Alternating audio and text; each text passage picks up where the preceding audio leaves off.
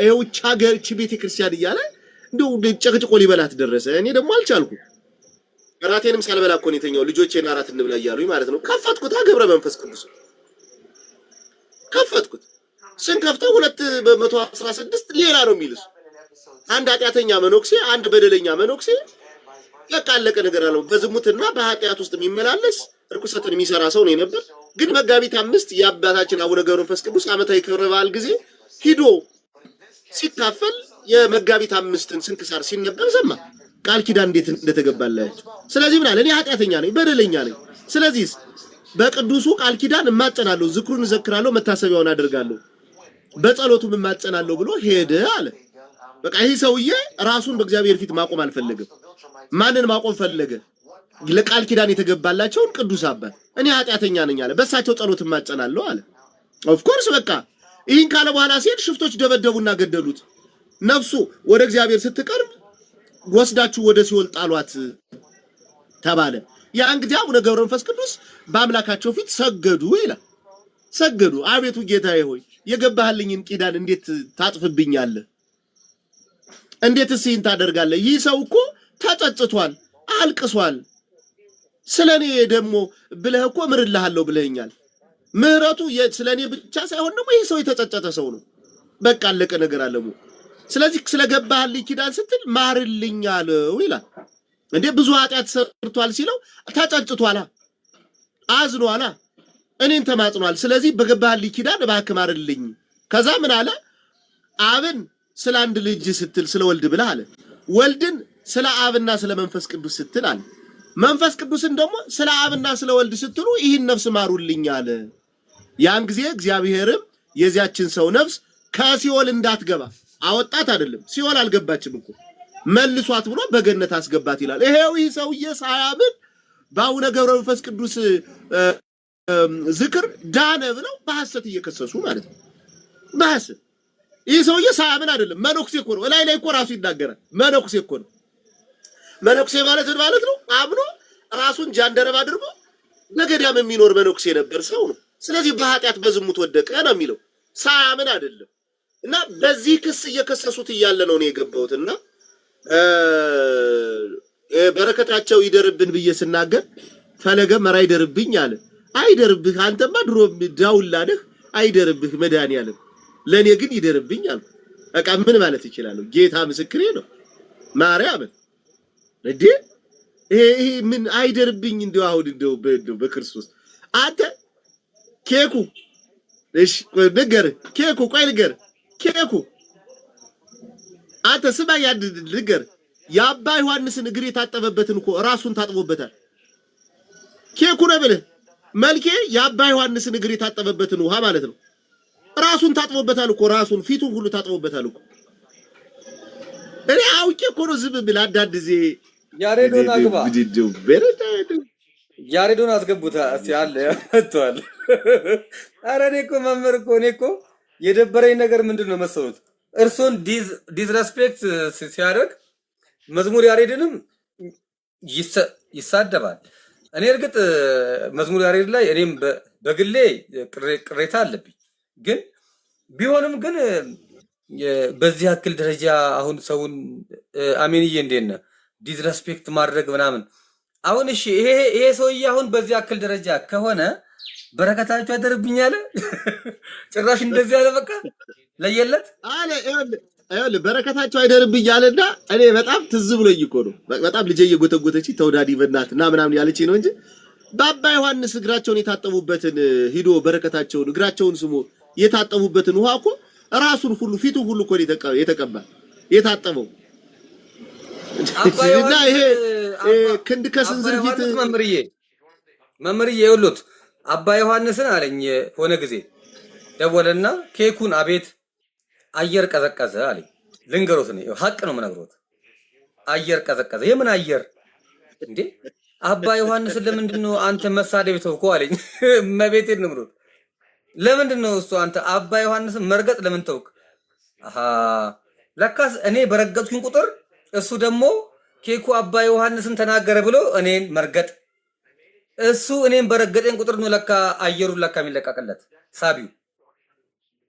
መልካሙ እኮ ማለት እኮ ጭንቅላቱ እንደዚህ እንደሚናገር መሰረት ነው መምህር። በጣም ብልጥ እኮ ነው ይላል። እንደዛ ብቻ መሰረት እንዴ! በጣም አደገኛ ሰው እኮ ነው ሰውየው። እንዴ! ሰውየው እንዲህ ዝም ብለህ እንደምታስባቸው አይደለም። ያው እንደው በዚህ አሁን እንደዚህ ላይቭ ላይ እንደዚህ ማለት ብዙ ነገር ስላለ ነው እንጂ እንዲህ የምታስባቸው ሰው አይደለም። ትንሽ ይጠቀሙብህና ጢባ ጢቤ እንደ ኳስ ነው የሚያንቀረቅቡ። እንደ ሜሲ ነው በእግራቸው ሁሉ የሚያሽለኮልኩ። በቃ እግራቸውን ትታጠባለህ፣ ቪዲዮ ደግሞ ትነሳለህ። ቪዲዮ አላቸው፣ የሚገርም ካሜራ አላቸው። ኤችዲ ካሜራ የሚገርም ነው የምልህ። ወደ 2 ሚሊዮን ብር የተገዛ ካሜራ ነው። ከዛ ሄደህ ያዙህ ማለት ያዙ ነው በቃ አለቀ ነገር አለው። ሄዶ የእሳቸውን ጥራ ተቀብሎ እሳቸው እያስተማሩ የእሳቸው እዛ ላይ የሆነ አጋንንት ያጓራል። አጋንንት አጓራ ተብሎ ማለት ነው።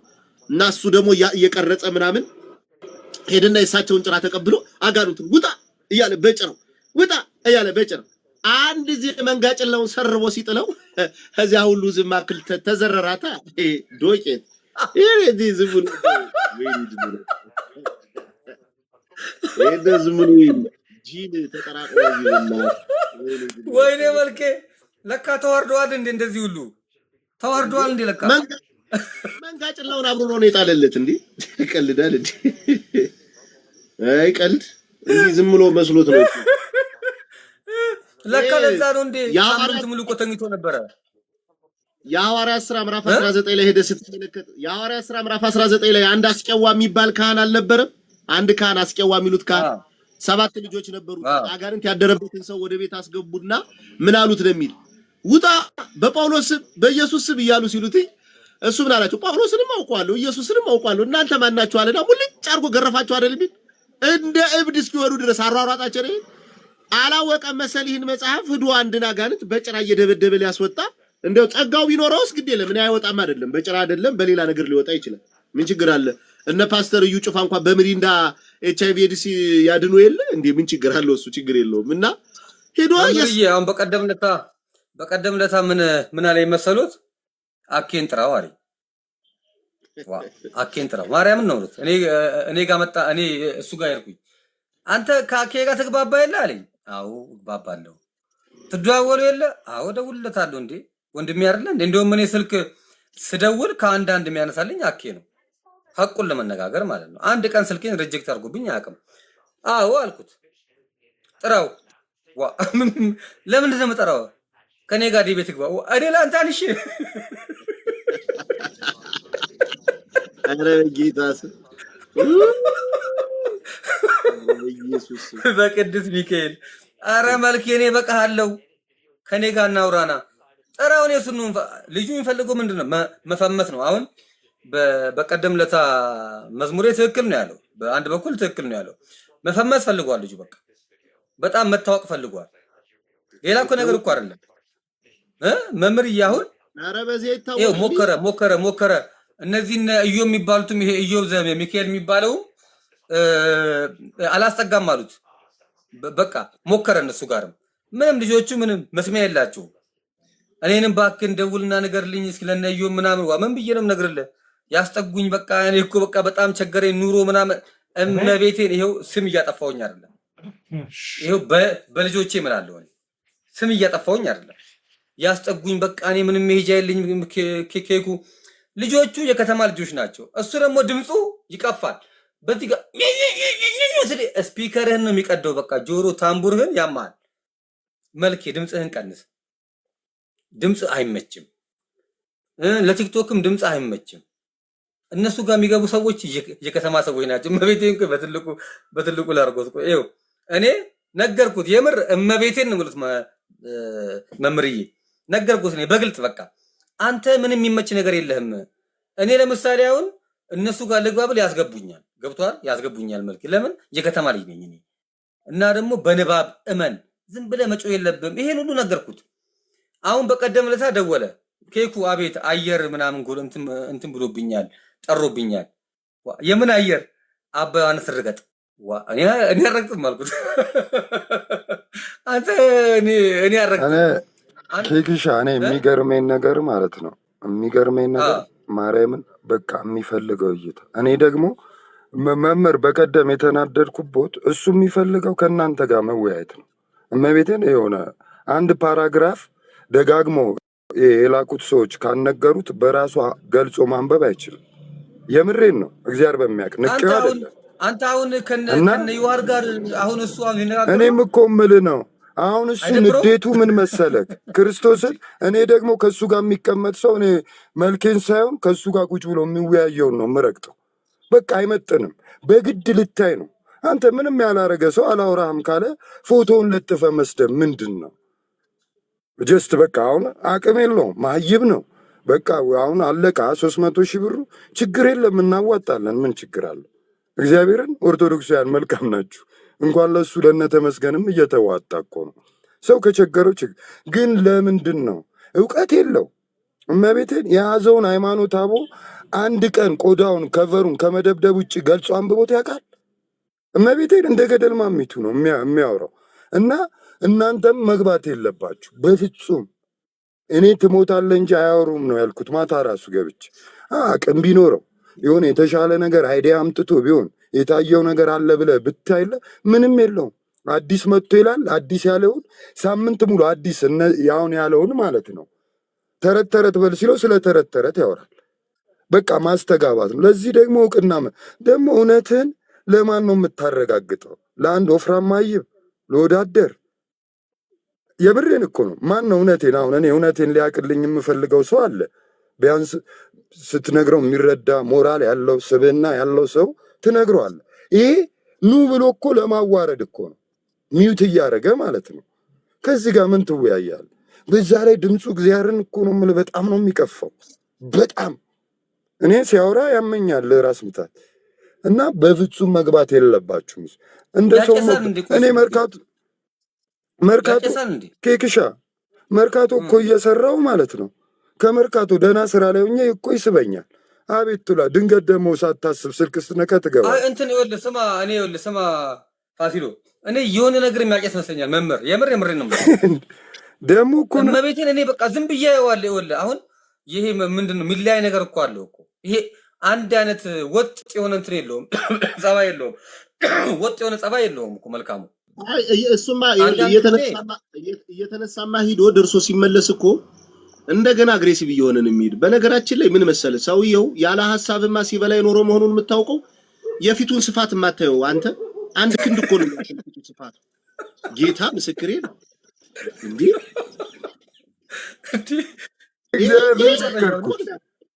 አሁን ካየ በጀቶ ተለቀቀ መምህር እና አሁን መልኩ እመቤቴን አፈር እየመሰለ ነው ካያችሁት ማለት ነው። የሆነ ነገር በጠሱለት እጅ ማኖ ማስነኪያ። አሁን ስታዩ ስቃይ ነው ፊቱ ላይ ራሱ የምታነብበት። አንዳንዴ የሆነ ነገር በአቋም ስትናገር ፊት የሚናገራል። ምንም በቃ ስቃይ ውስጥ ነው። በምን ቀን ተፋውት ነው ስታየው እንዲህ በል እንጂ። እና ደግሞ እሱ ሰው ሲጠፋበት ከየትም ይስባል። ሰው እንዲሰበሰብለት ነው የሚፈልገው እንጂ አሁን ለመማር ለማወቅ ሰዎች እንዲማሩ የእሱንም ሀሳብ ሰዎች እንዲገዙ የእናንተንም እንዲገዛ ቢሆን እስም ኦኬ ነው። በቃ መነጋገር ብትችል። እሱ እኮ ለማዋረድ ነው። ምንም አሁን አንድ ሰው እንዲህ ነው የምታምነው ቤተ ክርስቲያን አለ። እነዚህን ልጆች ሰብስበ ፎቶ ለጥፈ መሳደብ ምንድን ነው ግን የምታደርገው ነገር? ምን አደረጉት? ቆይ እኔ እኮ ነው የምልህ። እኔ አሁን እኮ አልገባኝ እኮ ነው። በነገራችን ላይ ይኸውልህ እንዲመጡ ስለሚፈልግ ነው። ይኸውልህ እንዲመጡ ስለሚፈልግ ነው። አንደኛ ሲጀመር እነሱ አይመጡ። ሲጀመር እነሱ ለምን ይመጣሉ? ደግሞ እኛ ደከም ያልነው ሰዎች እየርነ ዝም ብለን እንዳረቅ እንጂ። ሁለተኛ ነገር ደግሞ ሰውየው ልንገርህ፣ ይኸውልህ ያለ ሐሳብ የሚበላ መሆኑን የምታውቀው የምር እውነቴን ነው። ይሄ በደንብ ዝም ብላችሁ እዩት። ኬኩ የፈለገው ስፖርት ስራ በመብላት ብቻ ራሱን የሚያዳብር አንድ ክፍል አለ። ይሄና ይሄ እንደዚህ ነው የሚያብጥ። ይኸውልህ ዝም ብለህ ያለ ሐሳብ የምታላምጥ ከሆነ ይሄ እንደዚህ ነው የሚያብጥ። እየው መልኬን ራሱ ዝም ብሎ ያለ ሐሳብ ተነስቶ ምዶም ጎርሶም ሲመጣ እየው አባብሶ ነው የሚመጣ። አትችልም እኮ ማርያምን እኔ አልስቅም። ጌታ ምስክሬ ነው። እኔ አልስቅም እንዴ አልስቅም። ለምን መሰለ ይሄው ይሄ በጣም ወፍራም ነው እኮ። ይሄን አይተዋል እኮ የሆነ ከዚህና እዚህ ላይ የሆነ ይሄ የሚመጣው ደግሞ የምን ስትሰራ መሰለ አኛ ይሄ ነው። ይሄ እንዲህ ሰርተ ክብደት ምናምን አይወፍርም። አላምጠህ ነው የሚወፍር ይሄ እንዴ። ኧረ በጌታስ እና እግዚአብሔር ይርዳው፣ መድኃኒዓለም ይርዳው። እኔ አይ ከዚህ በኋላ ያው መግባት አልገባም። ደግሞ አሁን አንዳንድ ጊዜ ያው መቼም የቅዱሳን ሲነኩብኝ ስለማልወድ ነው እንጂ አባ ዮሐንስ የገዙለት ፌርሙዝ አለ መምህር አይተውታል። አንተ ፌርሙዝ ትላለህ። ፌርሙዝ ብቻ ፌርሙዝ አንተ ፌርሙዝ ትላለህ። ፌርሙዝ አጥሚት አለ ውስጥ ሁሉ ጊዜ ልክ ነው እኮ እሷን ነገር ሁሉ ጊዜ እንደዚህ ይመጣል። ሁሉ እንደዚህ ብሎ ነው የሚመጣ። ተነስቶም ሲሄድ የሆነች ቢጫ ነገር ናት አይደለ? ኩባያ የምትመስል ቢጫ ትክክል። ኧረ በጌታ ስም ሰው እንደው ይኸውልህ ያለ ሀሳብ ስታላምጥ ማሰብ ያለብህ የወደፊቱን ነው። አሁን ካዝና ላይ ያለውን 300 ሺህ ብር ተማምነህ ስታበቃ ዝም ብለህ እየሳብክ ስታላምጥ ቆይተህ በጣም ይሄ ነገር እየጎደለ ሲሄድ ምን ይላሉ እኮ አባቶች? የስጋ ረሃብ የነፍስን ረሃብ ያመጣል ይላሉ። መልክ የሆነበት ይህ ነው። አሁን ስጋው ሲራብ ነፍሱንን ማስራብ ጀመረ። ለምን? ስጋውን ለመሙላት ነዋ። በዛም ቢል በዚህም ቢል ነገሮች ሁሉ ጠረሩ። ስለዚህ ምን አደረገ? ይህን የስጋ ረሃቡን ለማስታገት ነፍሱን መሸጥ አለበት። ስለዚህ ቤተክርስቲያንን መሳደብ ጀመረ። ስለዚህ ወንድሞችን መሳደብ ጀመረ። ስለዚህ ዲያቆናትን፣ ካህናትን መሳደብ ጀመረ። ስለዚህ ጳጳሳትን መሳደብ ጀመረ። ተመልከት እንግዲህ ይሄ የመጣበት ነገር ምንድነው ስትል የስጋ ረሃብ ነው። የስጋ ረሃብ ደግሞ የሚመጣብህ አንደኛ አለመስራት፣ ሁለተኛ ያለ ሐሳብ ዝም ብለህ የምታላምጥ ከሆነ ችግር አለ ጋሼ። በቃ እንዴ ከባድ ነው። ቢያንስ እኮ ወጣት ተፍተፍ ሩጠህ መምጣት መቻል አለብህ እንዴ። እንዴ ቁጭ ብድግ እኮ መስራት መቻል አለብህ። ዝም ብለህ ተቀምጠህ ስታበቃ ግን ሰዎች እንዲህ ያደርጉልኛል በሚል ማይሆን ነገር ነው። አይሆንም። እኔ እንዴት ልናገር በጌታ ስም እኔ ተውት በቃ የሰው ነገር እኔ መናገር ስለማልፈልግ ነው። እና ከዛ ደርሶ ባህር ዳር ከመጣ በኋላ ደግሞ የሆነ የገጠመው ነገር አለ። ባህር ዳር ደግሞ መጥቶ ማለት ነው በጌታ ስም የገቢ ማሰባሰቢያ እንስራላችሁ። አባ ዮሐንስ ጋር ሄዶ ከመጣ በኋላ እኮ መምህር አባ ዮሐንስ ጋር ሄዶ ከመጣ በኋላ አንድ ቀን ደወለና ሸቅያለሁኝ የሆነ ነገር ልግዛልህ አለኝ። የአንተ ጥንቆላ ብር ዘባክ ምን አባ ተገዛልኝ ያለ ሸቅዬ መጣው አለኝ። ሸቅዬ መጣው አለኝ። ያው እዚህ ና አውራ። ማን ነው ይሄ? ስሙ ማን ነው? ባይሳው ናግባ ፈለገነ መልኬነ ናግባ እናውቃለን። አስገባው እሱ ነው አስገባው። ናግባ መልኬ ናግባ መልኬ ነው ናግባ አንተ ጠንቋይ ናግባ። ማል እንዴት ነህ? ደህና ነህ? ማል የእስራኤል ባንዲራ እና የጋና ነው ምንድን ነው አንደኛው ባንዲራ? የፎይን ፎቶ እንዴት ናችሁ? ሰላም ወንድማችን እንዴት ነህ? ያለን እግዚአብሔር ይመስገን። ፎይን ታውቀዋለህ? ፎይ አልኩኝ መልኬን ታውቀዋለህ? መልካሙን መልኬ ያውቀዋለሁ። እንዴት አየኸው መልካሙን? እብድ እኮ ነው እሱ። እብድ ነው አልክ? በቃ ወሰንክበት። አንተ አማኑኤል እኮ ነው የነበረው። ከጓሮ ከፊት ለፊት ሲጠበቅ በጓሮ ዘሎ ገብቶ እኮ ነው ወጥቶ እንደዚህ ሆነ እንጂ አሁን እንደውም ካገኛችሁት እኮ ይያዝና ይግባ ወደ ቦታው ይመለስ ተብሏል እኮ። ማን ያስገባዋል? ይሄ እባክህ አሁን ብሶበታል ጭራሽ። አሁን ምን እንደምናደርገው ራሱ እንጃ። ማርያምን አረ በጣም ነው የሚያስረጨው። በቃ ሁሌ እኮ ነው የማየው። ደግሞ እኔም ምንድን ነው የምናደርገው? አሁን እኮ ግራ እኮ ገባን እኮ ምን እንደምናደርገው አሁን ግራ ግብቱ። አሁን ደግሞ ጭራሽ በቃ አሁንማ ለየለት እኮ በቃ ጴንጤ ሆነ። በቃ ለይቶልታል አሁን ወንድሞች። በፊት ትንሽም ቢሆን የኦርቶዶክሳዊ ጸባይ ነበረው ትንሽም ቢሆን። አሁን ግን በቃ ኮምፕሊትሊ ጴንጤ ሆኗል። ኮምፕሊትሊ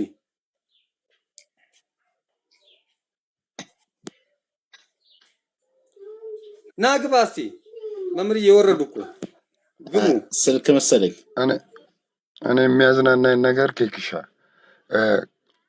ከውስጥ የሚቀበሉኛ በፓትሪያርኮች ምናምን አሉ። ይሄ ገመዳፍ ተፍተ ጭርት በጭርት ታደርጋቸዋል። አንተ አጠገብ ቢቀመጥ ፓትሪያርኮች ማን ነው የሚቀበለው? ማን ያውቋል? እኔ አልቀበለውም። ማርያም እንትን ከኔ ጋር ቁርሳችንን ልንበላ ቀሲስ ቴዎድሮስ ጠሩንና ቀሲስ ቴዎድሮስ ጋር ጠርተውኝ ነው እኔን ጠርተውኝ ከቤታቸው ሄድኩኝ ማለት ነው። አዲስ አበባ ከኢንግላንድ መጥተው የሆነ ፕሮግራም ያዘጋጁና 8 ልጆችን ጠሩ እና እኔ እድለኛ ነበርኩኝ። ከ8ቱ አንዱ ነኝ እኔ እና እነ ኢዮብ እነ ፈለገ ምናምን ነበሩና እኔ ደግሞ ፕሮግራሙ የሁሉም መስሎኝ መልካሙን ይዤ መሄድ እዛ ቦታው ላይ ከዛ ቀሲስ የሚገርም ነው። በቃ እንትኑ ሁላ አለ ቪዲዮ ሁላ አለ እና መልኬ አይታ ማታውቀው ምግብ አብልቻት ጥብስ ቢሉ ጥሬ ቢሉ ምናምን የሆነ ነገር ከዛ በቃ ይሄ የበላነውን ነገር ብትን የሚያደርግልን ነገር ውስኪ ነገር ለኬኩ ለብቻ ተብሎ ውስኪ ሙሉ ለኔ ተሰጠኝ። ሙሉ በቃ መልኬ ከዛ እኔ ደግሞ መልኬ ሰው ነው ብዬ ስቀዳለት አልጠጣም አለኝ። ለምን ስለው እኔ ያቺን ነጯን ነው የምፈልገው ቀሻ አልወድም አለ። በጣም በሚገርም ሁኔታ ይህን አንስቶት ትናንትና ጠጣ ሲሉኝ አለ እሺ አልኩትኝ። አልጠጣም አልኩኝ ለመበተኛ ተብሎ እንዴ ስካር እንደዚህ ምናምን አለኝ። በጣም ስለ ገብቶኛል እንትኑ እና ወስዶኝ አለኝና ከዛ ቆይ ልናገር አልኩትኝ። እንደዚህ አልኩት አይ እንደዛ ከሆነ እንደው መጽሐፍ ቅዱስ አጠጡ ነው የሚለው አትስከሩ ነው የሚለው? ቀሲስዬ አባቴ ገቡ። ቆይ ኧረ እኔ ሳላስበው ነው የገባው። ከኬክሻ እንደው ምን አይነት አባታችን ይፍቱን ይባርኩኝ አባቴ። እንደው በነገራችን ላይ ገብረ ሚካኤል አንተን ብዬ ሳይሆን ዛሬ በእውነት ድል በድል እንኳን አየኋቸው። እንዴ አንቱ አሉ እንዴ ቀሲስዬ ይፍቱኝ ይባርኩኝ አባታችን። ከገብረ ሚካኤል ጋር ሁል ጊዜ አብረነን ብዬ ነው። እግዚአብሔር ይባርካችሁ፣ እግዚአብሔር ይጠብቃችሁ። አሜን። አባ ገብረ ሚካኤል መምህር ድል በድል ፋሲሎ ወንድማችን እንዲሁም ማልዳ አባታችን ቤት አሉ እና ቀሲስ ዲበኩሉ ሁላችሁንም ሰላም ብያለሁ። ሰላም ብያለሁ። ቀሲስዬ እንዴት ነው? አንቱ የት ነው ግን አንቱ አለው ቀሲስዬ እዚህ ደከም አለው እየገባው ዝም እየተዳረኩ ነው እንጂ ዋናዎችን ሳይሆን አፉ እኮ እንዴ አለው መምህርዬ ቁጭዬ እኮ እከታተላለሁ፣ እሰማዎታለሁ። ቁጭዬ ነው ሳደምጥ እንትን ትምህርት ቁጭዬ ተከታትዬ ነው ወጥቼ የሚሄድ። ደህና ኖት እሱ አባት? ኧረ ኑሮልን እኔ እውነት ለመናገር አሁን እንዴት እንደነካሁት ገርሞኛል። ስገባ ነው እንትን ያለኝ እንጂ ያዳመጥኩ ነበርና ገብረ ሚካኤልን ታሪክ ሲተርክ ነው ማዳመጥ። እኔ እኮ ከየት ነው የምታመጣው ግን ይሄን እንዴት ነው የምትሸመድደው ገብረ ሚካኤል? አባታችን ጸጋዬ ነው የኔ ሲሪየስሊ እንዴት ነው የምታነበው? የእውነቴን እኮ ነው። ከተለያዩ ሊቃውንት የነ ዶክተር ዘበነን የነ ዶክተር ሮዳስን የነ ሊቃውንት ርዕሰ ሊቃውንት አባ ገብረ ኪዳን ትምህርቶች ብዙ መጽሐፍቶች አሉኝ። ከዛ ነው ከነሱ ሪፈር የሚደረግ አይደለም። አንተ እኮ የምታመጣው ታሪክ እኮ እኔ እንደው ከየት ነው ምናልባት እንዲያ የእንተና ይሆን እያልኩ ፍቅሬ ቶሎ ሳይሆን ይሆን እያልኩ ነበር። አንዳንዴ ኧረ እኔ አይመቸኝም እሱ የኔታ አይመቸኝም እሱ እንተና የሚል የእንተናን አንባል የምኒልክ መርዕድ የሆነች የምትገርም መጽሐፍ ነበረ። የሆነ ሰው ወስዶብኝ ሳይመልስልኝ ቀረ። ምኒልክ መርዕድ የሚባል የጻፈው ታሪክ ነበር። የኢትዮጵያ ታሪክ ይኸውልህ አባቴ ላሳየዎት። ይኸውልህ የታሪክ መጽሐፍቶች እዚህ ጋር። እሺ በትልቁ ራስክን አድርግና አሳየኝ። እሺ እንደ እኔ እኮ በጣም እዚህ ጋር ክፍተት አለብኝ። የታሪክ እኔን ታች አድርገኝ ኬኩዬ፣ እኔን ታች አድርገኝ። እኔ ችግር የለም። አይ ቪዲዮ ያለው ሰውማ ከላይ ይሁን። ሁለታችሁን ከላይ አድርጉ። ያው እንደዚህ አድርገን ቆይ እቺን እንደዚህ ላዙራትና በደንብ እንዲታያችሁ። የሚገርም ነው በጣም። እዚህ ጋር ያሉት መጽሐፍቶች አባታችን እኚህ የህግ መጽሐፍቶች ናቸው። እዚህ ጋር ያሉት እነዚህ የተለያዩ መጽሐፍቶች ናቸው። ይሄ በተለይ የአብዛኞቹ የጥንቆላ መጽሐፍቶች ናቸው። ግን ጥንቆላ ስሎት ይሄ የመናፍስታት ምናምን መጽሐፍቶች ናቸው። እነዚህ ጥበብ ምናምን ነገር የሚባሉ ናቸው። ታሪክ እነዚህ እኚህ የጥንቆላ መጽሐፍቶች ናቸው። ቆይ እስኪ ጠጋ አድርገው እስኪ አንድ እንዳቆየው እስኪ አቁመው።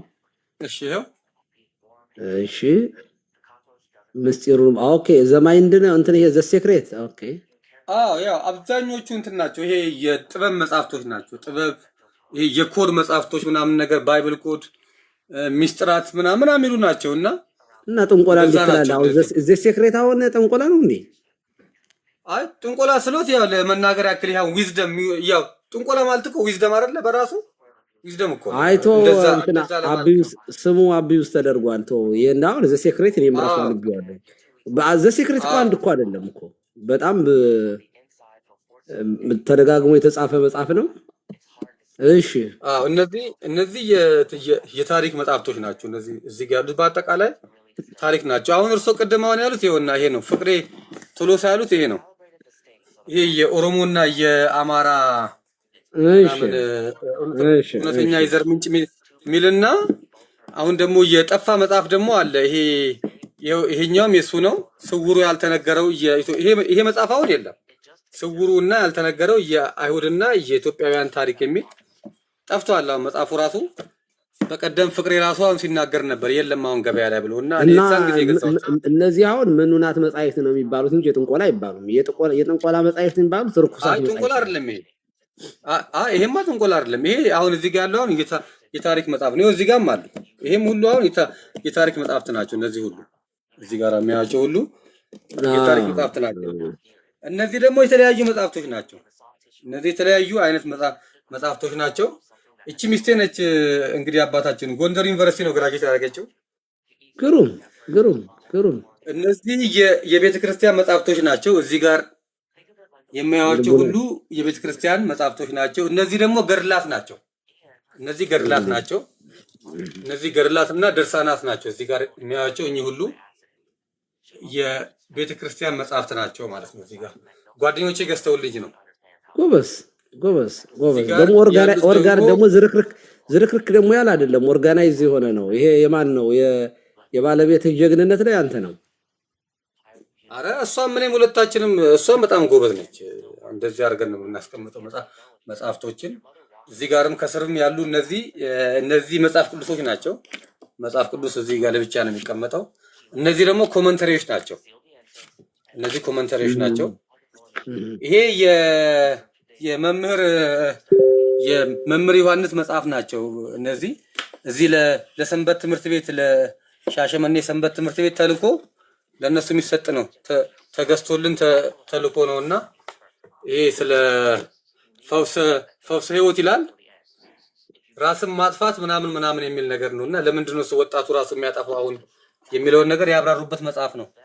እና እንደዚህ ይመስላል የኔታ መጽሐፍቶቻችን እዚህ ነው የሚቀመጡት። ጎበዝ ጎበዝ። እኔ መጽሐፍ የሚይዝ ሰው የሚያነብ ሰው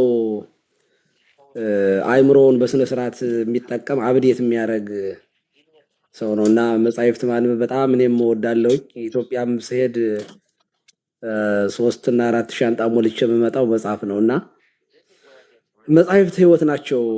አሁን ትንሽ የሩጫው ምኑ ጊዜው ምናምን ክላሱ ምናምን ይዞኛል እንጂ መጽሐፍ ማንበብ በጣም ትልቅ ነገር ነው።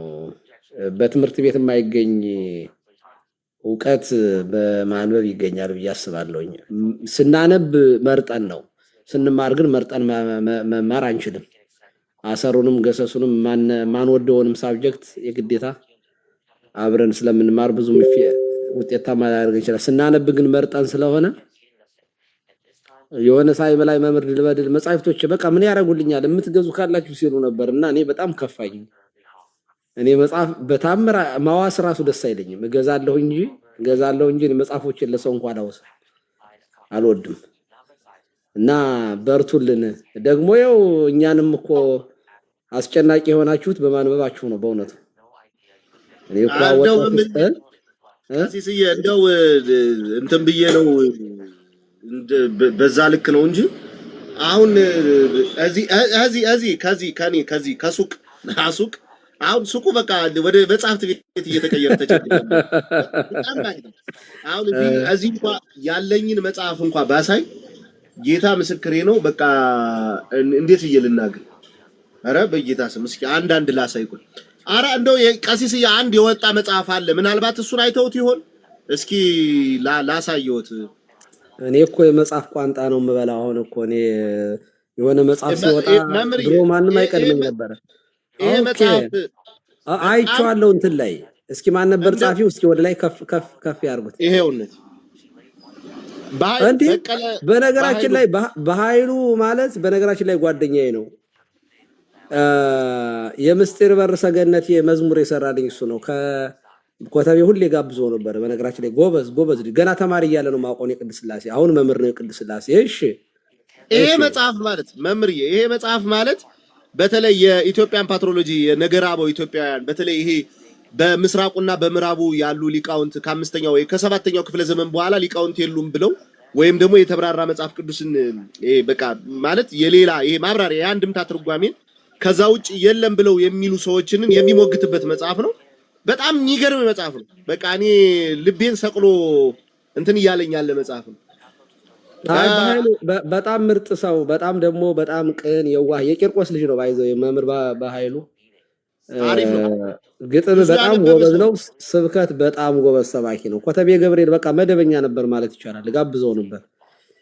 በጣም ጎበዝ ነው። ነገር መጽሐፉ ግን አልደረሰኝም መምህር። እኔ እኮ እንደው እልከዋለሁ ከፈለጉ በሚላክበት ነገር ይሄማ መገዛት አለበት። ሌላው መምህርዬ ይሄ መጽሐፍት ነው። በቃ እዚህ እንግዲህ የዚህ ጀምሮ የሚያዩት ይሄ መጽሐፍት ነው። ወደዚህ እንደዚህ ሲመጡ የሁሉት ይሄ ሁሉ መጽሐፍ ነው። እዛ ውስጥ መጽሐፍ ነው። እንደተባለውም ይሄ ሱቁ ወደ መጽሐፍ ቤት ተቀይሯል። አዎ ይሄ መጽሐፍ ነው። ትርጓሜ መጽሐፍ በጠቅላላ ነው። ወደዚህ ብመጣ ይሄ ትርጓሜ ነው። በተለይ የነቢያት ትርጓሜዎች መጽሐፍት እነዚህ ናቸው። ውዳሴ ማርያም አለ፣ አንድምታ ትርጓሜ። ይሄ በጠቅላላ መጽሐፍ ነው። ይሄ ፊት ለፊት የራሱ እንትን ስክሪን ማስቀምጥበት ይሄ መጽሐፍ ነው። መጽሐፈ መነኮሳት አለ፣ ወንጌል ትርጓሜ አለ። በዚህም ስንመጣ ደግሞ ይሄ ሁሉት ደግሞ እዚህ ላይ መጽሐፈ መነኮሳቱ ፊት ለፊት አታስቀምጠው፣ ከጀርባ አድርገው። እሺ አዎ፣ አይ አደርጋለሁ። ለትናንትና ለባለ ትዳር ፊት ለፊት አይቀመጥም። መጽሐፈ መነኮሳት ፊት ለፊት ሳይ ከጀርባ ነው መቀመጥ ያለበት ለባለ ትዳር። አይ እውነት ነው። ይንታይ እውነት ነው። ግሩም። እኔ በእውነት እንደው እግዚአብሔር በሚያውቀው በጣም ነው እኮ የምኮራው እኔ በዚህ ትውልድ በወጣቱ። እኔ አይዶን ነው እኛ በቤተክርስቲያን የኖርነውን እድሜ ይሄ ወጣት ሲያገኝ እንዴት ምን አይነት ትውልድ ሊሆን እንደሚችል በእውነት እኔ በጣም መገመት ሁሉ ይከብደኛልና በርቱልን፣ ጠንክሩልን። ዛሬ ዶግማውን እነ ታላቁ ሲፈተፍቱት እኮ መስማት ማየት እኮ በጣም ነው የሚገርመኝ። እንዴት አድርገው እኔ አሁን እንደው ዶግማ በተመለከተ ማንም እኔ እንደ በታላቁ ልክ እንደው በደንብ እየተረዳ ሰው አለ ብዬ አላምንም። ይቅርታ አድርጉልኝ ከታች ያላችሁ ሰዎች፣ ሌሎቻችሁን መናቄ ሳይሆን በጣም ነው። ታላቁ ጅብሪል ብሎ አባታችን ታላቁ ጅብሪል ለካ አንተም ታላቁ ነህ። አቤት ታላቁ ጅብሪል ማለት ነው። እኔ እሱ ልጅ በጣም ገራሚ ነው። ይሄ ደግሞ የትርጓሜ ስልቱን ደግሞ በመረዳት እነ ዘማርያም ቴዎሎጂው ላይ እና አክሊል በጣም ገራሚ ልጆች ናቸው። በጣም ጎበዝ ልጆች እና ለዚህ ትውልድ መጸለይ ያስፈልጋል። በጣም እግዚአብሔርን ማመስገን ያስፈልጋል። ደግሞ ያው እንደነ መምህር ኤፍሬም ደግሞ ያለ ደግሞ በትርጓሜ ቤቱ ደግሞ ያለፉ ደግሞ ከወጣቱ ጋር አብረው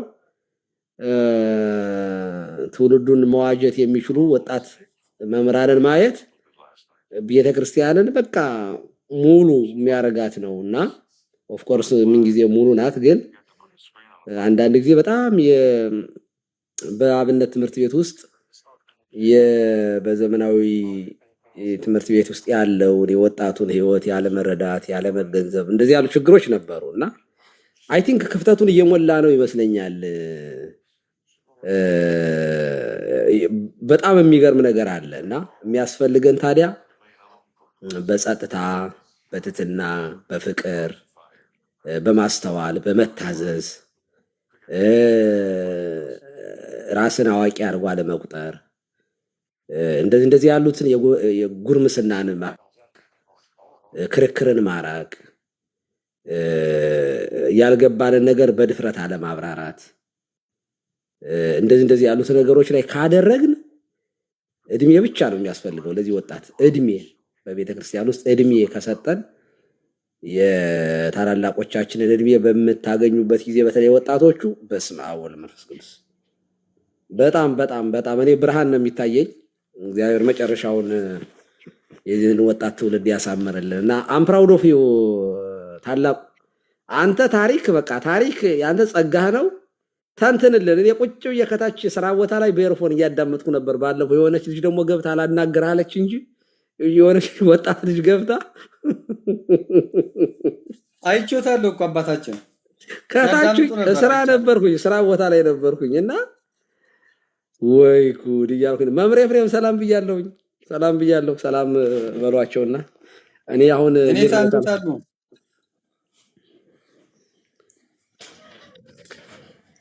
ጤና ይስጥልን። መላከ ገነት ይፍቱ መሰራቲያት ሊቃውንተ ቤተ ክርስቲያን ላይ ምታችም ያላችሁ እግዚአብሔር ቤተሰቦች ታላቁ እውነትም ታላቁ ኬኩን መምህር ድል በድል ፋሲል ሌሎቻችሁንም ሰላም ብያለሁ። እንደምን ሰነበታችሁ? ደህና ነን መምህር ላካበው ይመስገን። ይፍቱ መሰራቲያት መላከ ገነት እግዚአብሔር ይፍታ። እግዚአብሔር ይባርክ። እንዴት አሉ? ደህና ኖት? ሰላም ነኝ እግዚአብሔር ይመስገን። አንቱ እንዴት ነው? ይሄ ሰውዬ ድሮ በዚህ ቤት ነበረ? እንዴት ነው ያመጣው ይሄን ሁሉ መጽሐፍ? ኬኩን ታላቁ ኬኩን መምህር ድል በድልስ መቼም ዘመናቸውን በመላ የኖሩበት ያገለገሉበት ነውና እንዲህ ወቀደምትኒ ይከውኑ ድህረ የሚለው ቃል እኮ ወደ አርትን ይከውኑ ቅድመ ብሎ መጣ። እንዴት ነው? አዎ የመምህር ድል በድል ጠፍተዋል። በእውነቱ በጣም ጠፍተው ነበረ እና አሁን ስላየኋቸው እኔም ደስ ብሎኛል። እንደኔ እንትን ናቸው፣ ትኩስ ናቸው፣ ቶሎ ይግላሉ። በጣም ውስጣቸው ላይ ያለው ቅናት በጣም የሚንተከተክ ነው። ኬኩ እንኳ እርጥብ ነው፣ ኮሜዲነት ያበዛል። እርጥብ ነው። እኔ አላምነውም። አሁን ኬኩን እኮ ገብረ ሚካኤልን አላምነውም እኮ መምህር እንዳያምኑት ሊሄድብዎት ይችላል። ከተወሰነ ጊዜ በኋላ ተነቃቅተናል አይደል? ገብረ ሚካኤል ነቄነን እኛ ምንም እናንተ ያዋሳ ራዶች ብትሆንም እኛም የኮተቢ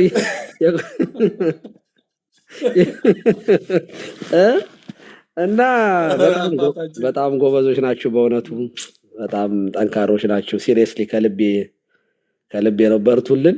እኔ የንባብ እንትንክን በጣም ነው አፕሪሼት ማድረገው። የእውነት በጣም ታሪክ ላይ ያለህ እይታ እንዲህ ዝም ብለህ የምታነብ እኮ የሸመደድከው የሚያነብ እኮ ነው የምትመስለው እኮ። በስማ ለማንኛውም እኔ እንደ መምህር ነው ማይሄድ በታሪክ ጉዳይ ላይ ቁጭ ብዬ ነው የማዳምጥህ። ሲሪየስሊ በርታ። እኮ ገብቶ አቋርጦኝ አይደለ? ቀርታችሁ ነበር ይሆን? አይ እርስዎ እኮ ምን አሁን እኮ ሰብረው ገብተው እኮ ቄስ ሳይሆን እኮ ገና ከወዲሁ የንስሐ ልጅ መሰብሰብ ጀምረዋል። መምህር ደግሞ አመጡ እንደሱ ያሉ እርስዎ እኮ በቃ የንስሐ ልጆቹ በዝተዋል ገና ቄስ ሳይሆኑ። ራ እንግዲህ ካህናት ተው እንዳያናገሩኝ፣ እኛ የቆመን ፈታ ይልኛ እኮ አንዴ እንዲያው ምን አለኝ መሰለዎት፣ አንድ መምህር ናቸውና በጣም ቅርብ መምህሬ፣ በሀሳብ ስናወራ እንዲያው መጽሐፍ መምህራን እኮ እንዲያው አንድ ሰው ቢሞት አትፈቱም አሉ። እሺ ኧረ እሺ እኛ የቆመ ነው ምን ፈታ ለሞተው እናንተ ትበቃላችሁ አሉትና እኔ ምን ላድርግ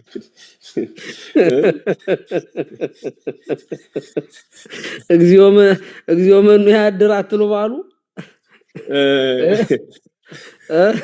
እመሰ ኃጢአተኑ ተታቀብ እግዚኦ መኑ ይቀውም ይሻላል። እግዚኦ መኑ ያድር ውስጥ ጽላሎት ከከማለት እና እኛም ያው እንዲያ ብለን አለፍን ለወታለሁና በዛ ሰፈርክሙ ይሰፍሩ ለክሙ ብለን እንደያመጣጡ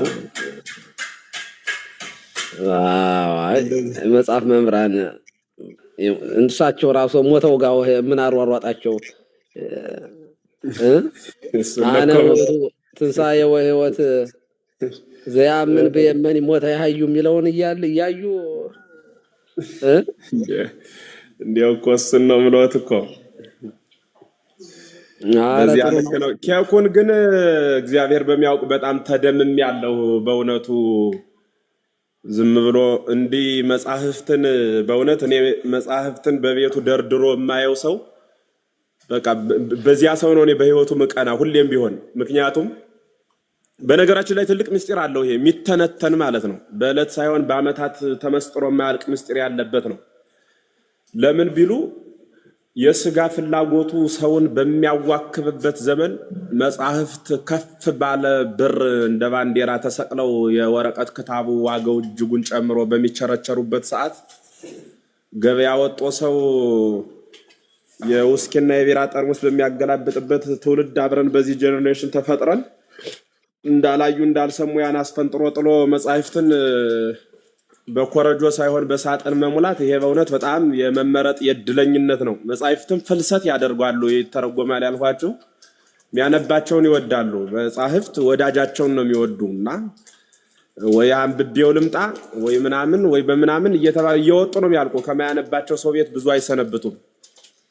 እና ምን አይነት ብትመለከታቸው ነው በዚህ የመጡት በእውነትና እንዳይሸፍቱብህ አንባቸው እንደምታነባቸውም በንግግር እየተረዳን ነውና እንግዲህ ወቀደምትን ይከውኑ ድህረ ፊተኞች ሳለን ባለማንበብ ኋለኞች ሆነናል። ወደ ሀርትን ይከውኑ ቅድመ ኋለኛ ሳለህ በማንበብ ፊተኛ ሆነሃልና እግዚአብሔር ጸጋውን ያብዛልህ እላለሁ። መምህር ድል በድል ደግሞ እንዳሉት መላከ ገነት ጠፍተዋል። ለብቻችን ሰጠውን የቲክታኩን ግዛት የት ሄደው ነው? አለው እኮ መምርዬ አለው ከታችኝ እከታተላለሁ ከታችኝ እሰማለሁ። አንዳንድ ጊዜ ያው አንዳንድ ጊዜ እንትኑ ደስ ስለማይል አሁን ይሄ ምን ሁሉም በፊት ለፊቱ ላይ አስቀምጦ ደስ ያለውን የሚያወራበት ጉዳይ የሆነ ስለመጣ ከዛ ደግሞ ታላላቆችን እንደናንተ ያሉትን ካህናትን ዲያቆናትን ደግሞ የሚያዋርድ ከፍ ዝቅ እያደረገ የሚናገር ሰው ሲበዛ ሳይ በቃ ትንሽ ስሜታዊ ሁኝ ያለው አልዋሽ እንዳሉት ቀሲስ እንዳሉት እኔ በጣም እንትን ነኝ በጣም አልታገስም እንዲህ አይነት ነገር በተለይ ለክብረ ክህነት በተለይ ለቤተክርስቲያን ስርዓት አምልኮ በተለይ ለቤተክርስቲያን አባቶች ትምህርት በጣም እቀናለሁ። አይግባኝ አልወቀው ግን ደግሞ የተቀበልኩት ነገር አሳልፎ ለትውልድ የሚሰጥ መምህር በደደ መልካሙ ላይም አንዳንድ ነገር ይበሉ ንገርልኝ። መልካሙ ላይም ቀሲስም መምህር ኤፍሬምም አንዳንድ ነገር ይበሉ እና በዚሁ መምህር ድል በድል ገብረ ሚካኤል መምህር ድል በድል ያነሱት ላይ አንድ አብይ ጉዳይ መጨመር ፈልጌ ነውና መረሳት የሌለበት ነገር ቢኖር አዲስ ነገር አይደለም። መርሳት የሌለባችሁን ነገር እንዳትረሱ በአጽንኦት መናገር ፈልጋለሁ። ምን ማለት ነው? ቤተክርስቲያን የተከበረች በየትኛው ዘመን ነው? ቤተክርስቲያኗን የመሰረታት ክርስቶስ ራሱ ሲመሰረታት እንደ አምላክነቱ የከበረ ቢሆንም ስጋን ለብሶ በስጋ በመገለጹ ግን እንደማንኛውም ተራ ፍጥረት ብቻ ሳይሆን ለሰው የማይገባ ስርዓት ተሰርቶበታል። እንደምታውቁት ሞቱም በቀራንዮ ስለሆነ በኋላም ወንጌልን እንዲሰብኩ የተላኩ ሐዋርያት አልተከበሩም። ጌታ ሄዱና አስተምሩ ነው ያላቸው። ሲታስተምሩም ይሄ ትሸለማላችሁ ይሄን ታገኛላችሁ አላላቸው። መከራ እንደሚጸናባቸው ነው የተናገረ። በዓለም ሳላችሁ መከራ አለባችሁ ስለ ስሜ የተጠላችሁ ትሆናላችሁ ነው የተባለና ክርስቶስን የሚሰብክ የሚከበር ከሆነ እሱ እውነተኛውን ክርስቶስ እየሰበከ አይደለም። እውነተኛውን ክርስቶስን የሚሰብክ ሰው መቼም ቢሆን አይከበርም። ሐሰተኛውን ካልሰበክን በቀር ከዓለም ጋር አንገጥምም። አንስማማም ማለት ነው። አንገጥም ማለት አንጣላም ማለት አይደለም። አንስማማም ዓለም ጋር ዓለም በራሱ የራሱ የሆነ ጎዳና አለው። ክርስቶስም እንዲሁ የራሱ ይሆናል እና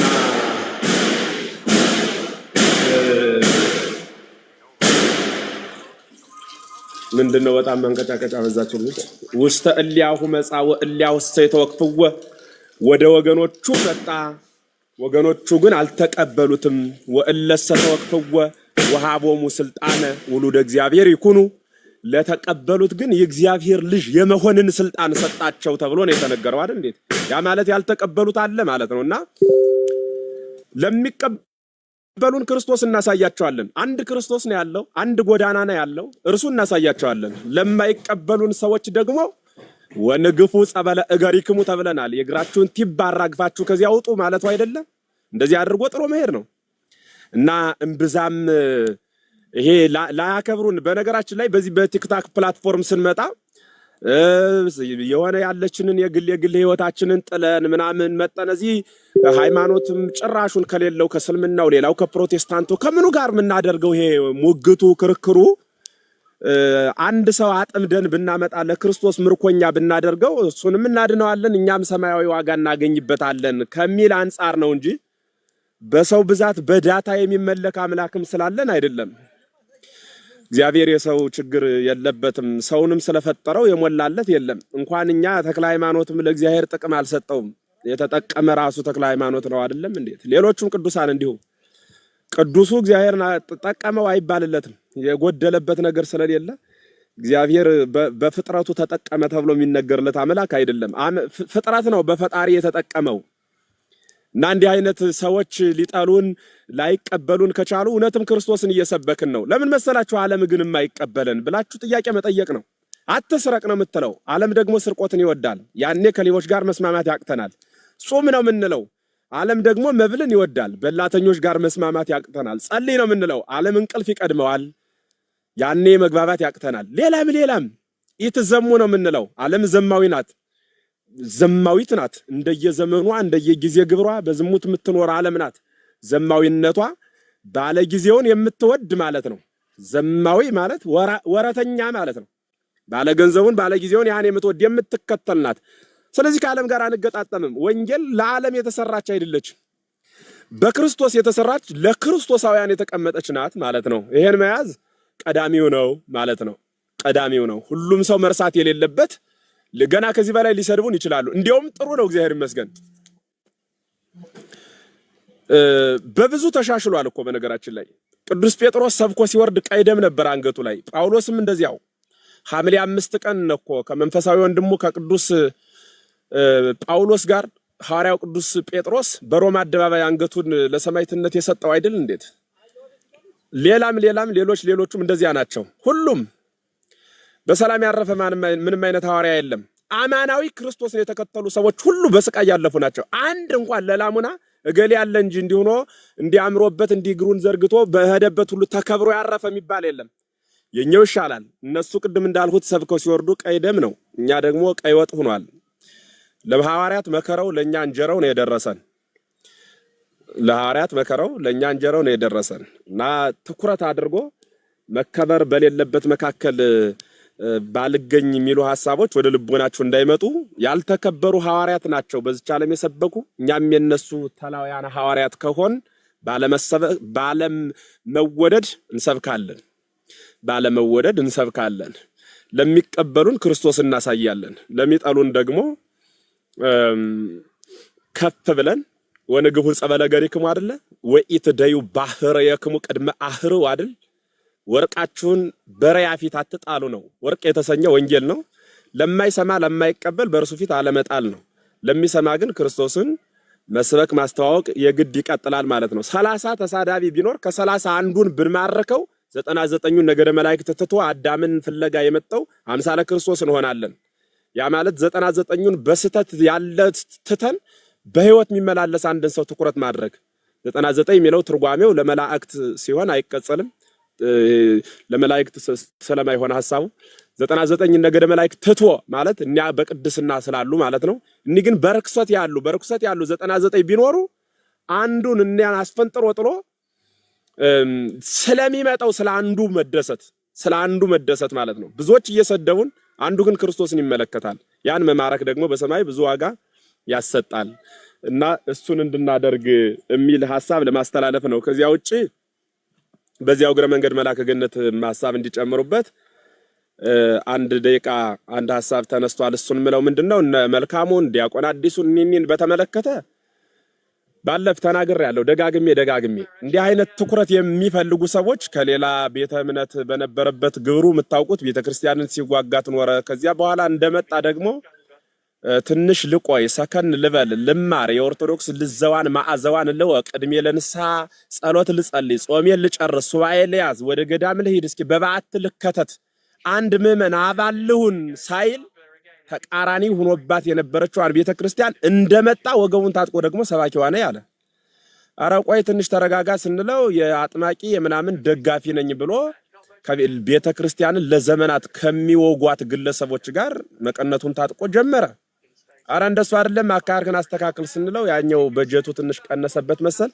አሁን ደግሞ አዲስ በዘመናት በክህደት ቋንቋ ተነግራ የማታውቅ አዲስ ክህደት አመንጭቶ ይንዘላዘላል። ይህ ሁሉ ምንድን መሆን ፈልጎ ነው ካላችሁ ትኩረት ማግኘት ነው። በቃ ይሄ በዓለሙ ቋንቋ ምንድን መፈመስ ነው የምትሉት? ክርስቶስን እያሳደዱ መፈመስ መታወቅ ምናምን መምህር ገሌን አንቀጠቀጥሁት ዲያቆን ገሌን አንቀጠቀጥሁት ለማለት የሆነ የረገጥሁት ምናምን የሚባል አለ። በዚህ ሰውን በመርገጥ የትኛው መንግስተ ሰማያት እንደሚገኝ ባናውቅም ለዚያ የሚዳክር ስለሆነ ይሄን ሰው የምትተባበሩ ከሆነ ዝም በማለት እንቅጠው ነው። እንደው ሰው የሚተባበረ ሰው አጥቼ ነው እንጂ ለእንደዚህ አይነት ሰው ለሚጮህ ውሻ ሁሉ ድንጋይ አይወረወርም፣ ለሚናከስ ነው። ዝም ብሎ ለሚጮህ ሁሉ ከወረወርንማ ካሰብነው ዓላማ ሳንደርስ ቆመን ነው የምንውለው ማለት ነው። ሚናከስን ግን መወርወር ይጠይቃል። ምክንያቱም ከነከሰን መንገዱም ስለሚቀር ማለት ነው። ስለሆነ እንዲህ አይነት ሰዎችን ትኩረት ሰጡ አለማናገር የመጀመሪያው ቁጥር አንድ ትውልዱም እኮ ህሊና አለው። በነገራችን ላይ አንዳንዱ ግር የሚለው እንግዳው ነው እንጂ ከማን መማር እንዳለበት ዋናውን የሚያውቅ እኮ ሞልቷል። ምዕመኑ ዋኖቻችሁን ወቁ የተባለውን ወንጌል የሚተገብር ምዕመን ሞልቶናል። ያውቃል መቼ እንደመጣ ማን እንደሆነ ምን እንደሆነ ያውቃል። አንዳንዱ ምዕመናን እንዳይታለሉ ደግሞ ከሰውየው ይልቅ ትምህርት ላይ ማተኮር። ከዚያ ውጭ ግን ማነህ? ኦርቶዶክስ ነኝ። እንዴት ታምናለህ? ጥምቀት ለድነት አይሆንም ብዬ አምናለሁ። ምንድነህ? ኦርቶዶክስ ነኝ። ይሄ ግራው የገባው ነው። በነገራችን ላይ እንዲህ አይነት ይሄ ምንድነው ምን ነው የሚል መላከ ገነት ልብስህ የያዕቆብ ድምጽ ምንድነው ልብስህ የኤሳው ወድምጽ ከዘ ያዕቆብ ነው ያለው። ድምጽ ያዕቆብን ይመስላል። አዎ እና ልክ እንደዚያ ድምጽ ያዕቆብን ይመስላል አካልህ ግን ኤሳው ነው። አዎ የኤሳውን እናቱ ያሰራችለትን ልብሰ ኤፎድ ይህንን ለብሶ ስለቀረበው ነውና ልብስህ ሳየው ስዳስስህ ኤሳውን ትመስላለህ። ይሄ ቃልህ ደግሞ ወቃልህ ከሰ ይመስል ዘያዕቆብ ቃልህ ደግሞ ያዕቆብን ይመስላል እንዴት ነው ብሎ አይደል የጠየቀው? ልክ እንደዚያ ሁሉ ይሄ ሰውዬ ድምፁ የፕሮቴስታንት ማተቡ የኦርቶዶክስ ሆኖ እንዲሁ ነው መነገድ አይቻልም። እና እንዲህ አይነትን ሰዎች ትኩረት አለመስጠት ጉባኤ አለማድረግ ለእንደዚህ አይነቱ ማለት ነው። አንዳንዴ ለሁሉ ነገር አይመለስም እንዴ ከክርስቶስ ይሄን መማር መድኃኔዓለም ክርስቶስ በመዋዕለ ሥጋዌው በነበረበት ዘመኑ በሚገርማችሁ ሁኔታ እንዴት አድርጎ ጥያቄ እንዳስተናገደ ሊፈትኑት ሲመጡ ፈትኖ ይሰዳቸዋል። ጥያቄያቸውን ያውቅባቸው ነበር። በነገራችን ላይ በቃ መውጫ ሳጣ ነው ብለው ሲመጡ መውጫ እያሳጣ ነበር የሚሰዳቸው። እና አንዳንድ ጊዜ ለእከይሰ ጠቢባን እሙንቱ እንዲል ኤርምያስ ለክፋት ጥበበኛ ሆኖ የመጣን ሰው ከሱ ይልቅ ተጠቦ በሩን ዘግቶ መስደድ ነው። እንዲያ ሲሆን ዝም ስትሉት አሁን የሰውዬ በእርግጠኝነት ደግሞ አሁን አዲስ ይነድፋል ማለት ነው። ቤተክርስቲያንን ወንጌልን መባያ ህግ ለማድረግ ስለሆነ የሚሮጥ እንዲህ አይነቱን ስርዓት ብሎ መናገር ነው። ከዚያ በኋላ የሆነ ቀን አዋጅ እናውጅና መተው በቃ አሁን ዲቤት ገሌ ጋር ሊገባ እንደዚህ ሶፊንም ነግሬዋለሁ። በነገራችን ላይ ኦርቶዶክስን የማይወክሉ በቤተ ጉባኤ ያላደሩ ወይ በሰንበት ትምህርት ቤት ያላለፉ ሲወናበዱ የነበሩ ሰዎች ቤተክርስቲያንን ይወክላሉ እያልህ ኢንተርቪው አታደርግ፣ ይህ ስርዓት አይደለም የሚል አውርተናል። አስተካክላለሁ የሚል ሐሳብ ነግሮኛል። ስነስትማን ቤት ነው ተገናኝተን ፈቃዱ ሆኖ እንዲያ ከሆነ እንዲህ አይነት ሰዎች በሚዲያችን ኦርቶዶክስን ወክለው ሐሳብ እንዳይሰጡ ማድረግ። ከዚያ ውጪ መላከ ገነት ይጨምሩበት። ክበሩልኝ፣ እግዚአብሔር ይስጥልኝ። ቃለ ሕይወት ያሰማልን። መምህር አንደኛ ከመጀመሪያው ሲጀምር የክብር ጉዳይ እኔ በጣም ትልቁ ችግሬ አልታየኝ እያለ ቸገራለሁና ብዙም የዚያን ያህል የሚገባኝም ሰው አይደለሁም ብዬ ስለማምን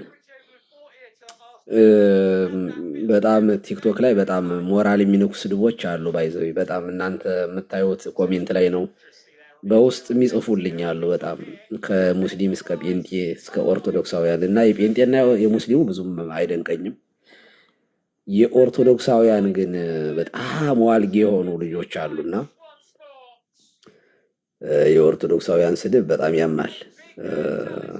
ስድቦች አሉ በጣም ነው ያሉት እና በጣም ደንዳና ያደረገኝ ከ16 ከ17 ዓመት ጀምሮ ይሄን የሐሰተኛ አጥማቂያንን እቃወም ነበረ በፌስቡክ በተለይ በጽሁፍ በአውደ ምሕረትም እና እነዚህ ሰዎች እንገላለን እና ገና ኢትዮጵያ እያለሁ ይሉ ነበር እና በእነዚህ ሰዎች ምክንያት በጣም ቆዳዬ በጣም ጠንካራ እንዲሆን ያደረገኝ የሐሰተኛ አጥማቂ ነው እና ከዛ በኋላ አሁን ትዝ ሁሉ አይለኝም። ኮሜንት ሁሉ አለማንበብ እኮ ነው የሚገርማችሁ። ደግሞ የሚሰድቡኝ ሰዎች ኮሜንታቸውን እንኳን አላነበውም። እውነት ለመናገር ትዝም አይሉኝም እና ምንድነው የምንሰጠው አገልግሎት ይጠቅማል አይጠቅምም የሚለው ላይ ስለሆነ ብዙም አልጨነቅም። ግን እውነት ለመናገር እንደምእመን ሁኜ ራሴን የንስሐ አባቴን እንደዚህ ቢደረግ ብዬ ሳስብ ግን በጣም ይጨንቃል። እውነት ለመናገር በጣም ይጨንቃል እና ምልክቱ ኢንዲኬት የሚያደርገን የውድቀታችንንም ጭምር ስለሆነ ከባድ ነው፣ በጣም ከባድ ነው እና ለማንኛውም አገልግሎት እስከሆነ ድረስ ቅድም እንደተናገሩት በጣም መጠንቀቅ አለብን ብዬ የማምነው ካህን ሆኖ የሚሰክር፣ ካህን ሆኖ የሚዘሙት፣ ካህን ሆኖ ዘረኛ፣ ካህን ሆኖ መጥፎ የማይገባ ቦታ ላይ ሲገኝ ነው በጣም የሚያሳፍር ቤተክርስቲያንን የሚያስወቅስ እንጂ እኔ ከዛ በተረፈ ብዙ ባንጨነቅ ብዙ እንደው ብዬ አስባለሁኝ። እንደኔ ቢሆንልኝ እንደዚያ ነው እኔ ምክሬ። ይህንን ሰውዬ ወደ ብዙ ስለዚህ ሳላወራ ልተውና ወደዚህኛው ሰውዬ ስመጣ ግን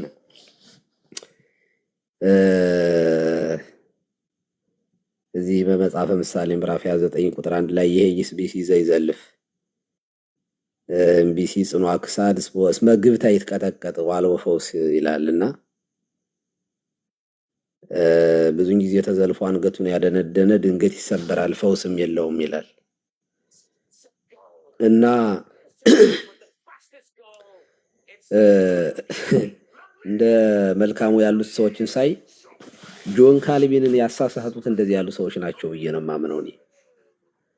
የተቀደረባቸው ሰዎች ወልደ ሀጉል የጥፋት ልጆች ቢመረጡም ቢመጡም በዚያ ቢሄዱም ከጥፋትም በቃ አንዳንድ ሰዎች ስታዩቸው እንዴ በዚህ ደረጃ እንዴት ሰው ይጠፋል?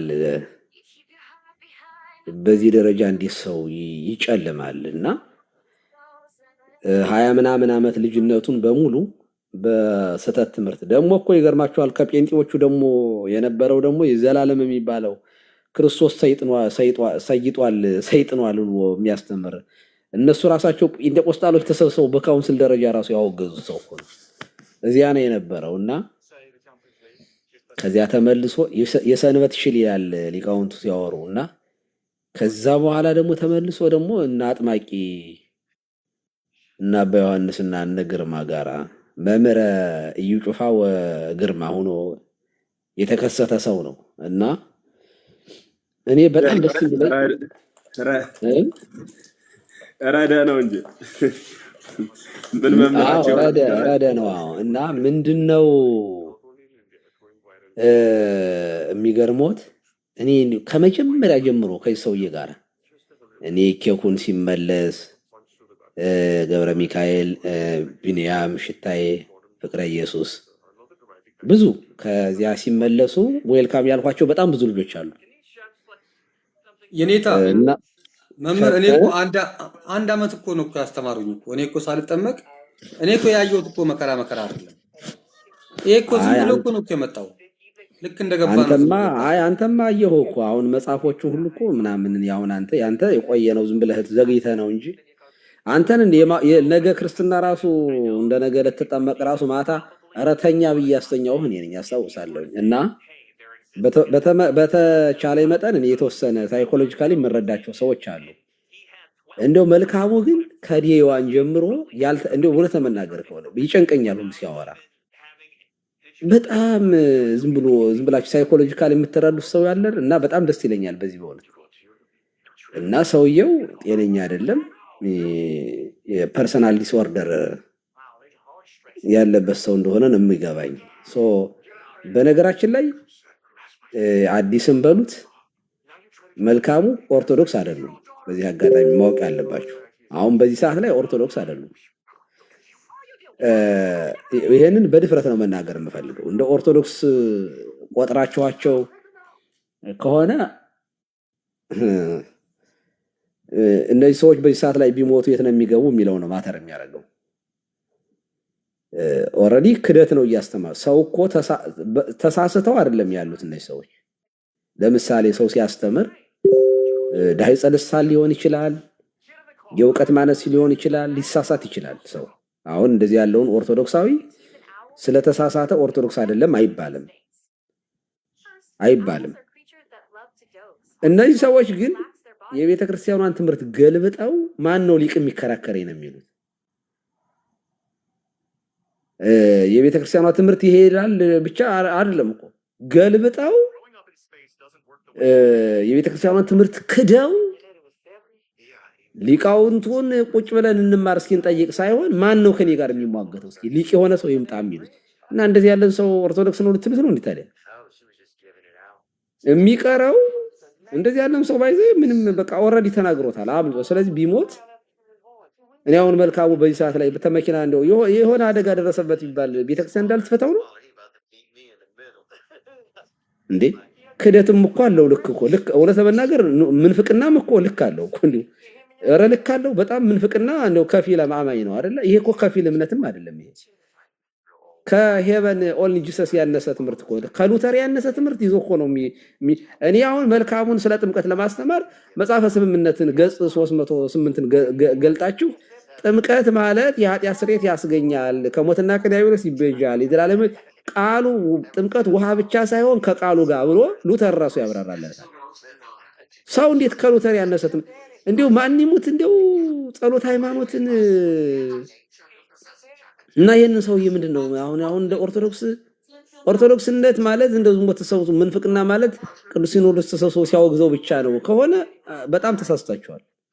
እንደዚያ ብቻ አይደለም። ደግሞ በዚያው መላከ ገነት ቅድም ሳላነሳ የረሳሁት አንዳንድ ምዕመናን አሉ እነሱ የሚናገሩትን ሰምተው ማውገዝ የሚችል ሊቀ ጳጳስ ነው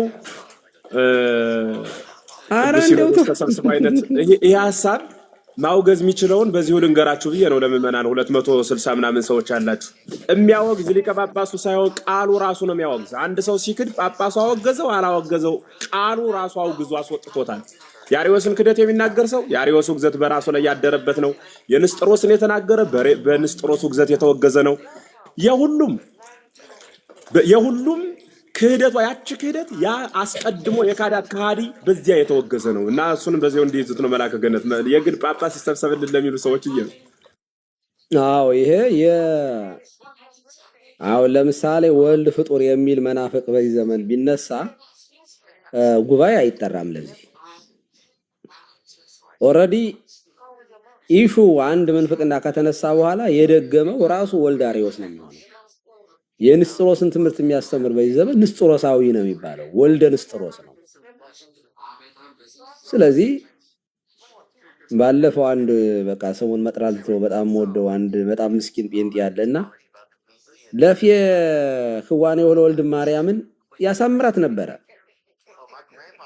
እግዚአብሔር እንዴት እግዚአብሔርን ይወልዳል? ወልድ የተባለው ከድንግል ማርያም ከተወለደ በኋላ ነው እንጂ ከዚያ በፊት ወልድ የሚባል ነገር የለም እያለ ያስተምራል። የፎጢኖስን ትምህርት እኮ ነው አራተኛ መቶ ክፍለ ዘመን ላይ ተነስቶ ያስተማረ የወልድን ቅድመ ዓለም መወለድን የሚክድ ወልድ የተባለው ከድንግል ማርያም ከተወለደ በኋላ ነው ብሎ ወደ አዶፕሽኒዝም የሚጠጋ ትምህርትን የሚያስተምር መናፍቅን ደገማት እና ሰውየው አላወቀውም ነበር እና ለማስረዳት ገባውና ለማስረዳት ስሞክር እስኪ የእግዚአብሔር ልጅ ነው ድንግል ማርያም የወለደችው ምንም መጽሐፍ ቅዱስ አይናገርም ማለት እንዴ! በጣም እኮ ይገርም። በጣም ታዋቂ ፓስተር እኮ ነው። ወልድ የተባለው ከድንግል ማርያም ከተወለደ በኋላ ነው እንጂ ወልድ እግዚአብሔር እንዴት ይወልዳል?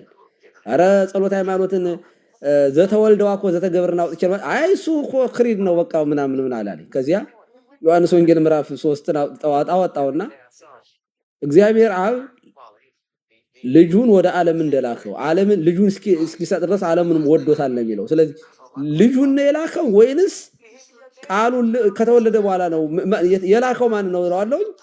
ልጁን ይላል አለ ባንዲው። እንደገና ደግሞ እዚያ ጳውሎስም ከሴት የተወለደው ልጁን ላከ ይላል። ልጁን ነው የላከው እንጂ እግዚአብሔር አብ ልጁን ላከ ነው የሚለው። ወልድ ደግሞ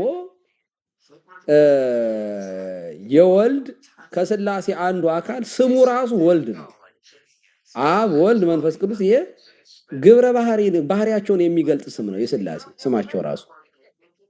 እና ወልድ ከተወለደ በኋላ ከድንግል ማርያም ከተወለደ ነው ወልድ የተባለ ልጅ የተባለ እንጂ እግዚአብሔር አብ የወልድ ከአብ ተወለደ እንዴ? አብ ማለት ወላዲ፣ ወልድ ማለት ተወላዲ ማለት ልጅ ማለት ነው። ወልድ ማለት በራሱ እና አንድ ፓስተር አስቡት እንግዲህ ፓስተር የሆነ ሰው በቃ ሊድ የሚያደርግ ማለት ነው፣ ህዝብ የሚያስተዳድር ሰው እና ምንፍቅና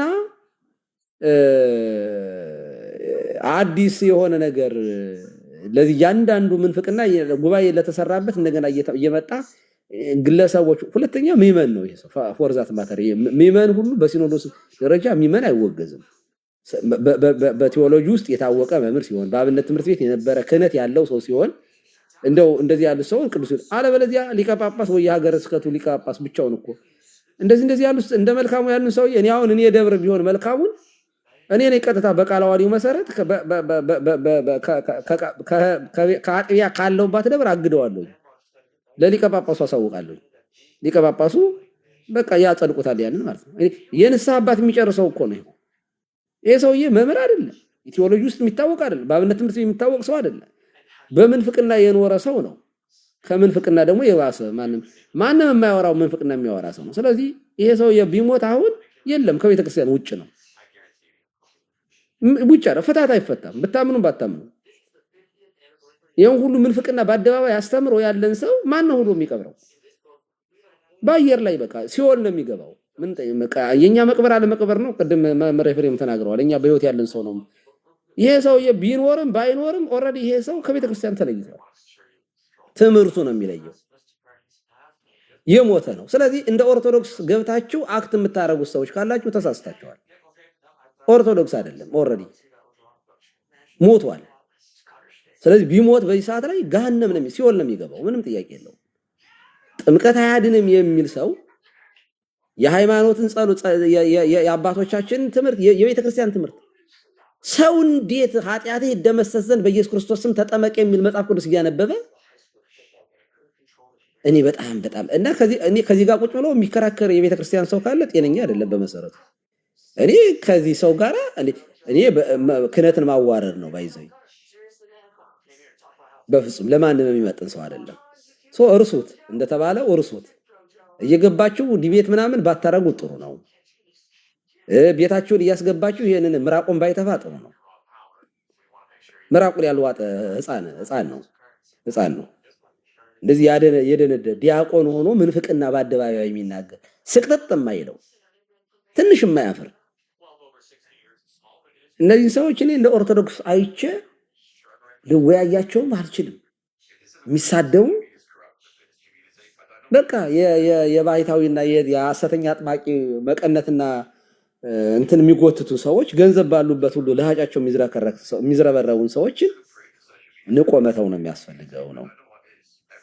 ኦኬ ተውት፣ በቃ ሬስም አታድርጉት። ሞቷል ኦልሬዲ። እኔ አይ ዶንት ቲንክ ሶ። በጸሎትም እንደዚህ ያለው አይመለስም። ከተቻለ እንደዚህ ያለው የሚመለሰው ጾምና ጸሎት ሱባኤ ይዞ በገርል ቢቀጠቀጥ ሊድን ይችላል። ደዌ ነው ይሄ፣ ደዌ ነው ይሄ፣ የማይደን በሽታ ነው ይሄ፣ የደነደነ ደዌ ነው እና ደዌ እንደዚህ ያለው ዝንቱ ዘመድ ይወጽ ዘንበለ ጾም ወጸሎት ወይንም ዘንበለ በጾም በጸሎት በጾምና ያለ ጾምና ያለ ጸሎት እንደዚህ ያለው ድዊ እንደዚህ ያለው አጋንንት ሊፈወስ አይችልም፣ ሊወጣ አይችልም። ጾም ያስፈልገዋል፣ ጸሎት ያስፈልገዋል። እና እኔ እየገባችሁ ከሱ ጋር ራሱ ክርክር ባታረጉ አጉል ባታጀግኑት። ምዕመን ማፈመስ ጥሩ አይደለም በእውነት ነው። ይሄን ነው ማለት የምፈልገው። ጥያቄ ልጠይቅ እያለ ነው ፋሲሎ፣ ቀጥል። እኔ ብዙ ሰዎች ያው እንደዚህ አትችሉም ምናምን ሲባል ጀስት አሁን እንደ አንድ መስሪያ ቤት እንኳን የሆነ መተዳደሪያ ማለት ሎቱስ ማለት ቤተክርስቲያን እንዲህ ለማለት ሳይሆን እንደ ምሳሌ ነው። መተዳደሪያ ደንብ ቢኖር ከዛ መተዳደሪያ ደንብ ውስጥ አይ ይህንን አልቀበልም እና በዛ መስሪያ ቤት እቀጥላለሁ እንኳን አንልም። እንኳን ለ2500 ዓመት ቀኖና ዶግማ ትውፊቷ ነው ግልጽ የሆነ ማለት እንዳሉት ባለማወቅ አይደል፣ ያው ጀስት ዳጸ ልሳን አይደል፣ ፐርፐዝሊ እንደዚህ ብሎ የምናውቀው ነው፣ ሁላችንም የምናምንበት ነው። ተራ ምዕመን ነው። አሁን ኖርማሊ እኛ ደብር ቢመጣ ኦርቶዶክስ አይደለም አትገባም ብዬ አግዷል። እምቢ ካለ ህግ አለ ማለት የቤተ ክርስቲያኗን ደንብና ስርዓት ጥሶ ነው። በጉልበት ነው የምንተዳደርበት። ቀኖና ዶግማ ትውፊት አለ እና አንዳንዱ የሚያስበው ነገር የተጻፈ ይህን የማይቀበል ከኛ ወገን እንዳልሆነ ቤተ ክርስቲያን አስቀምጣለች። አይ ነኝ ብሎ በጉልበት እገባለሁ ካለ ይሄ ውንብድና ነው፣ ህግም ያስጠይቋል።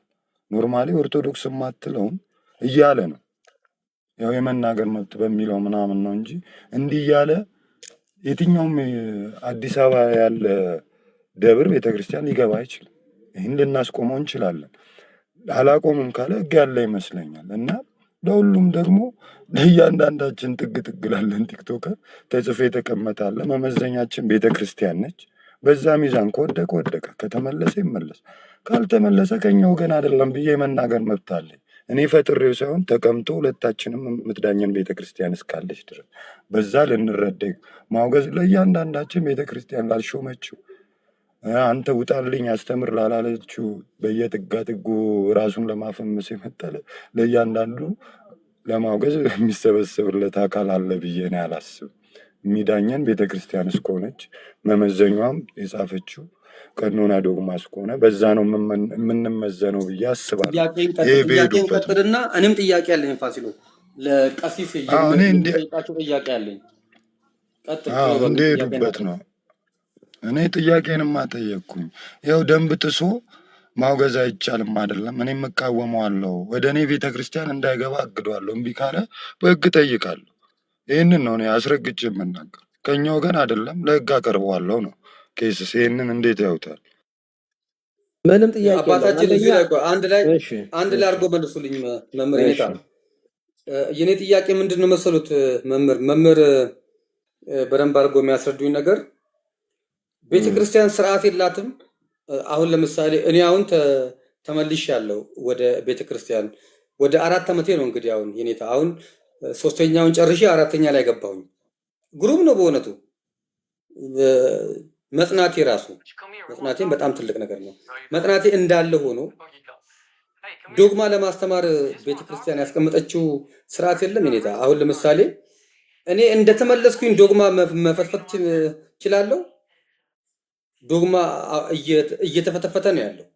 ዶግማ ቀኖና፣ በነገራችን ላይ ቀኖና በራሱ ማለት ለኛ ለምዕመኑ ዶግማችን ነው።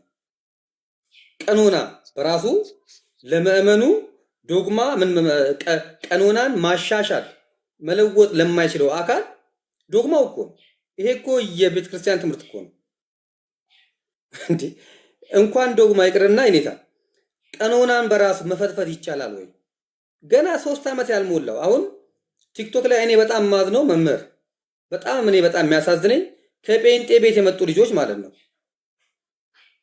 ከጴንጤ ቤት የመጡ ልጆች በሳምንታቸው ዶግማ ይፈተፍታሉ፣ ነገረ ማርያም ይፈተፍታሉ። እኔ መምህር ወደ 4 ነው 5 ምናምን መጽሐፍቶች አሉ ነገረ ማርያም ላይ ብቻ የሊቃውንቱ መጽሐፍ ብቻ አልገባህም ብሎኛል። ባነበው እንደ ነገረ ማርያም ተራራ የሆነብኝ ትምህርት የለም። እንኳን ላብራራው ይቅርና ለራሴ እንኳን ልረዳው እንኳን ከብዶኛል። ስንት ጊዜ ነው በቀን 4 ጊዜ 5 ጊዜ ዘማርያም ጋር የምደውልበት ጊዜ አለ። ይሄው ዘማርያም ምስክር ነው። ጥሩታው ያልገባኝን ነገር ይሄ ነገር ምንድነው ሲነግረኝ አልገባህም ብሎኛል። እኔ 4 ዓመት 5 ዓመት አንብቤ መምህር ያልገባኝን ትምህርት 5 ወር ያልሞላ ሰውዬ ብድግ ብሎ መጥቶ ነገረ ማርያምን ይፈተፍትላል እዚህ ቁጭ ብሎ በዛ ላይ መምህራን ቁጭ ብለው ማለት ነው። መምህር ቤተክርስቲያን ስርዓት የላትም። የማንም ሰው የመጣ ሰው የተጠመቀ ሰው ብድግ ብሎ ነገረ ማርያምን ዶግማን እነዚያውን ሚስጥራት ቤተክርስቲያንን ሚስጥረ ስላሴ ሚስጥረ ስጋዌን ሚስጥረ ጥምቀትን ሚስጥረ ቁርባንን ሚስጥረ ትንሣኤ ሙታንን እንደ ፍትፍት በቃ ዝም ብሎ መፈትፈት ይቻላል? የኔ ታስኪ እዚህ ላይ እንቅጩን ንገሩን በቃ። እና አዎ ይቻላል ካላችሁ እኔም ልግባበት መምህራን። ምክንያቱም ጊፍት የሚያስገኘውም እሱ ነው፣ ሳንቲም የሚያስገኘውም እሱ ነው። እኔ እኮ 24 ሰዓት እዚህ ጋር እኮ ታሪክን እኮ ስናገር አንድ እኮ ፍላወር እኮ የለኝም እኮ ኔታ አንድ ፍላወር እኮ በግድ እኮ ነው የምታገኘው። ዶግማ ግን በፈተፍት ግን አንበሳም ይወርድልኛል አውቀዋለሁ። ስለዚህ እስኪ እዚህ ላይ መምህር ምን ይላሉ? እስኪ እንደው እንቅጯን ንገሩን። እኔም ማወቅ ፈልጌ ነው መምህር ቀሲስ።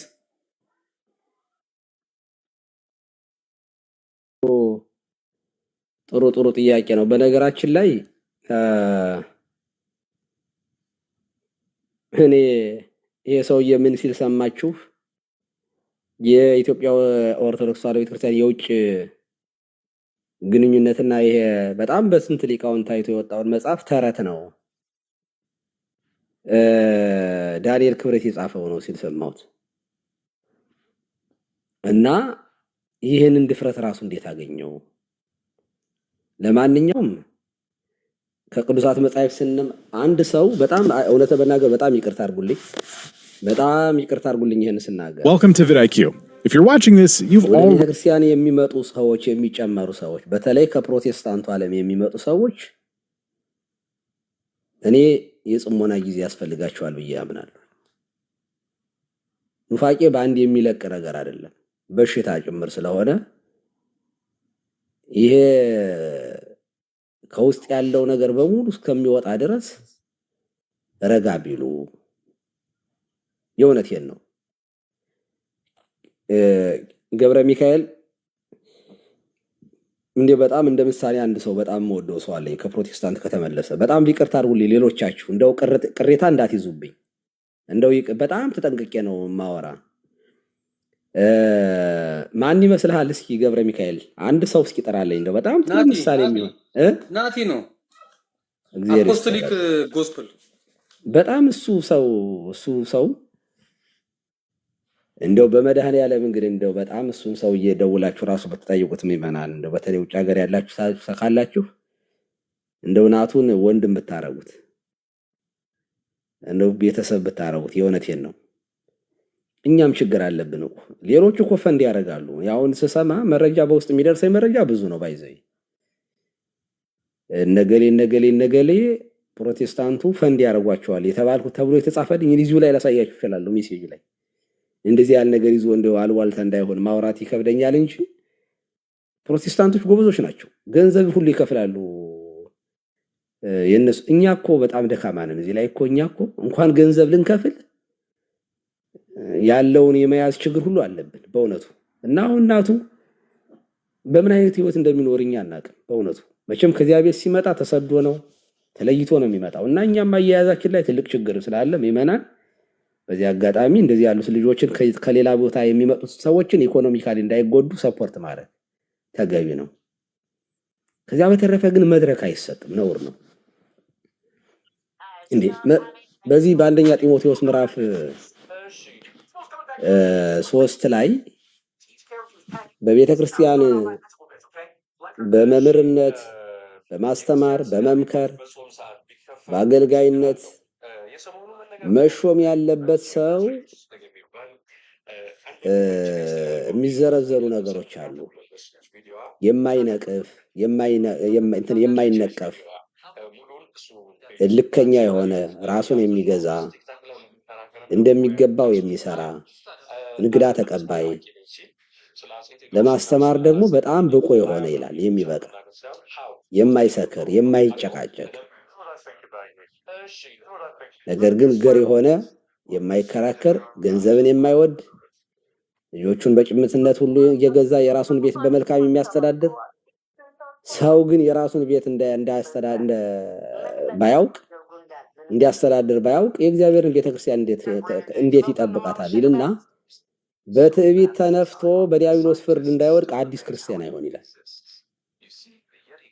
ንዑሰ ክርስቲያን ወይንም አዲስ ክርስቲያን ንዑሰ ክርስቲያን የሚለው እንኳን ገና ወደ ጥምቀት ያልመጣንም ጭምር ስለሆነ አዲስ ክርስቲያን ከጳጳስ ይበልጣል ይባላል። እንደው ዝም ብሎ ያዙ ይልቀቁኝ። አንድ መምህራችንም ደውሎናል። በጣም መናኝ ሆኖ መምህር ነው ያሉን እና ምን አሉ? በገዳም አዲስ መናኝ አስቸጋሪ ነው አሉ። አዲስ ገቢ መናኝ ከሆነ መነኩሴ እንትን ገና ወደ ምናኔ የገባ ሰው በቃ ሳምንቱን በሙሉ ካልጾምኩኝ እንደ አንድ ቀን መጾም ማረ ሁለት እንዴት በቃ ሌላውን 40 ዓመት ምናምን እዚያ መንነው የኖሩትን ሁሉ ይተቻላሉ። እዚህ ገዳም ገብታችሁ ምን ታደርጋላችሁ ታዲያ ካልሰገዳችሁ? በቃ ሰግደ ሙሉ ቀን ካልሰገድኩ ነው የሚለው ሁሉ ነገር በቃ አዲስ መናኝ ልክ እንደዚህ ነው የሚሆነው። ከተወሰነ ከቀነች በኋላ ወዲያው ስግደቱ ይቆማል፣ ያሳክከዋል፣ ጭንቅ ይለዋል። በቃ ከአንድ ወር በኋላ ተመልሶ ከተማ ገብቷል። አስቸጋሪ ነው። አዲስ መናኝም ሆነ አዲስ ክርስቲያን በጣም አስቸጋሪ የሚሆንበት ሁኔታ አለ እና እኔ ይቅርታ አድርጉልኝ ከዚያ ቤት እንደመጡ ቀጥታ ወደ ምሕረት መውጣት እኔ ቢቆም ይሄ ትክክል አይደለም። በእውነቱ ተገቢ አይደለም። አይደረግም ነበር። ህገ ቤተክርስቲያንም እኮ እንደዚህ ያለ ሰው እኮ በጣም ነው እኮ ነው መድረክ እኮ አሁን እኮ ነው እኔ አሁን ቅድም እንደው ስለማንበቡ ስለምናምኑ በጣም አወደስኩኝ እንጂ ሳይድ ኢፌክቱ ተውት ልነግራችሁ አልችልም። በቀጣዩ አመት እንደውም በቀጣዩ ጊዜ የሚገጥመን ቻሌንጅ ይሄ ነው። ሁሉም ሰባኪ ከሆነ ሁሉም አስተማሪ ነው፣ ሁሉም አዋቂ፣ ሁሉም በቃ እኔ ያውቃለሁ ካለ ማን ቁጭ ብሎ ምክር እንደሚሰማ እግዚአብሔር ይወቀው። አንዱ ቻሌንጃችን ወደፊት የምንፈራው እሱን ነው። ስብር ማለት መመከር፣ እኔ ያላዋቂ ነኝ ማለት በአብነት ትምህርት ቤቱ የተለመደ ነው። አሁን አንድ መምህር አንድ መርጌታ የታወቀ ሊቅ ማይሌት ቢሄድ የማይታወቅበት ሀገር ላይ አሁን ማይሌት ቢሄድ ከታች ነው የሚቆመው እና ከታች ይቆምና በግራና በቀኝ ያሉትን ሰዎች ዝም ብሎ ያዳምጣል ምንም ሳይጮህ። ከዚያ በኋላ ከቃኘ በኋላ ከግራም ከቀኝም ያሉትን ካየ በኋላ ነው ታው ማለት የሚጀምረው። ከዚያ በኋላማ የኔ ጌታ ጸናጽሉን ሲያሳምረው ዝማሜውን ሲያበጥረው ደንግጠው ከላይ ያሉት ሰዎች እየሸሹ ና ወደ ላይ ሲሉት አሁን ከላይ የነበሩት ወደ ላይ እየጎተቱ ሲወስዱ መሃል ላይ ሄዶ ቁጭ ይላል። ይትንበል ላይ ለርዕሰ መርፋቂ ዮጊ መጽዘ ይገብረከ ሌላ የሚበልጥ ሰው ሊመጣ ስለሚችል አስቀድመ ከላይ አትቀመጥ። ያዳምጣሉ። ሊቃውንቱ አያችሁ ተምሬያለሁ እንደዚህ ነኝ አይሉ አልተማርኩም ምንም ይላሉ። ስራቸው ይገልጣቸዋል ቆይተው። አሁን ግን ሁላችንም መምህር ነን፣ በቃ ሊቅ ነን። እኛ እናስተምር እንጂ እስኪ ነገሌ ይናገሩ እየጠፋ ነው። ወደፊት ትልቁ ቻሌንጃችን በፕሮቴስታንት ውስጥ ያየነው ጥፋት ወደኛ እንዳይመጣ መጠንቀቅ ያስፈልጋል። ሁሉም መምህር ነኝ ስላለ ነው እንግዲህ ፕሮቴስታንቱ የአባቶችን ትምህርት ይንቃል። ተመሳሳይ ይሄ ሰውዬ ያደረገው እሱን ነው እና ረጋ ማለት ቢለመድ በእውነት ከተቻለ አዲሱ እንትን ከፕሮቴስታንቱ የሚመጡትን የቤተክርስቲያኗን ሽታ እስከሚሸታቸው ድረስ ዘይቤውን አነጋገሩን ምናምን እስከሚለምዱ ከተቻለም በሰንበት ትምህርት ቤት ወይ ገብተው ወይም በቴዎሎጂ ገብተው የተወሰነ ኮርስ ወስደው ምን ብለው እንዴ ፕሮቴስታንቱ እንኳን በአቅማቸው የደህንነት ትምህርት ያስተምሩ የለ እንዴ? በጣም ነው የሚያሳዝነው። እነሱ እንኳን ስላሴን እናብራራለን ሲሉ ኦንሊ ጂሰስ እኮ ነው የሚያፈራው ጴንጤ። ሄቨንን የኦንሊ ጂሰስዋን መምሯ እንተና ነው አሉ ጀርሳም እግዚአብሔር ያሳያችሁ። እና አሁን የደቡብ አካባቢ ጴንጤ የነበረው በሙሉ ኦንሊ ጂሰስ እየሆነ ነው። ምክንያቱም ስላሴን ሲያብራሩ አሃዱ አካል ዋሃዱ ገጽን እንትን ያብራራሉ። ከዚያ ሰባሌዮሳውያንና አንድ አካል ወደሚል ይሄዳሉ። እና ዝም ብሎ እንደመጣልን እናብራራለን ካለ አደገኛ ነገር ነው እና እንደ ወረጋ ቢባል የእውነት እኛ ቤተክርስቲያን እውነት ለመናገር የሆነ የኳሊቲ ጉዳይ እንጂ የሚያስጨንቃት ሁሉ ጊዜ የኳንቲቲ ጉዳይ እንደ ሚስዮናውያን ገንዘብ እየያዘች ናልኝ ምናምን አትልም። በጣም ኩሩ ጅንናት ቤተክርስቲያን። ዘይፈቅድ ይትለወኒ ነው የምትለው ቤተክርስቲያን። በእውነት የጌታን ትምህርት ነው ያላት። በቃ የሚወደኝ ይከተለኝ ነው እና ሰው ሲመጣ ለህይወት እንደሆነ የሚመጣው ተረድተን የህዝብ የሚመን ጥረት የለብንም እኛ በእውነቱ እና የሆነ ጭብጨባውን ቀነስ አድርገን ትምህርቱ ላይ እንዲቆዩ ብናደርጋቸው ጥሩ ነው ብዬ አስባለሁ። እንደ መልካሙ ያለውንም መድረክ ከተሰጠው አደገኛ ነገር እኮ ነው በእውነቱ። ወናምን ባቲ ጥምቀት ለስርየተ ኃጢአት እያለ ፊደል እንኳን ሰዋስው እንኳን ሰው አማርኛ እንዲው አይችልም። ንስሐ ግቡ ኃጢአታችሁ ይደመሰስ ዘንድ ብሎ ያቆመዋል። ኃጢአት የሚደመሰሰው ምንድነው ሲባል ንስሐ። እንዴ ኃጢአታችሁ ይደመሰስ ዘንድ ተጠመቁ፣ ይደመሰስ ዘንድ ብሎ ምንድነው የሚለው ሲባል ንስሐ ግቡ ይላል።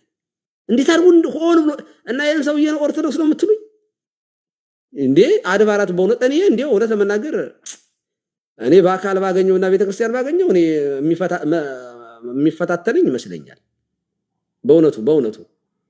እና ቤተክርስቲያናችሁን ጠብቁ። ዝም የማንም ዝርክርክ እየመጣ የሚዝረከረክባት ቤተክርስቲያን አይደለችም። ስርዓት ያዝ።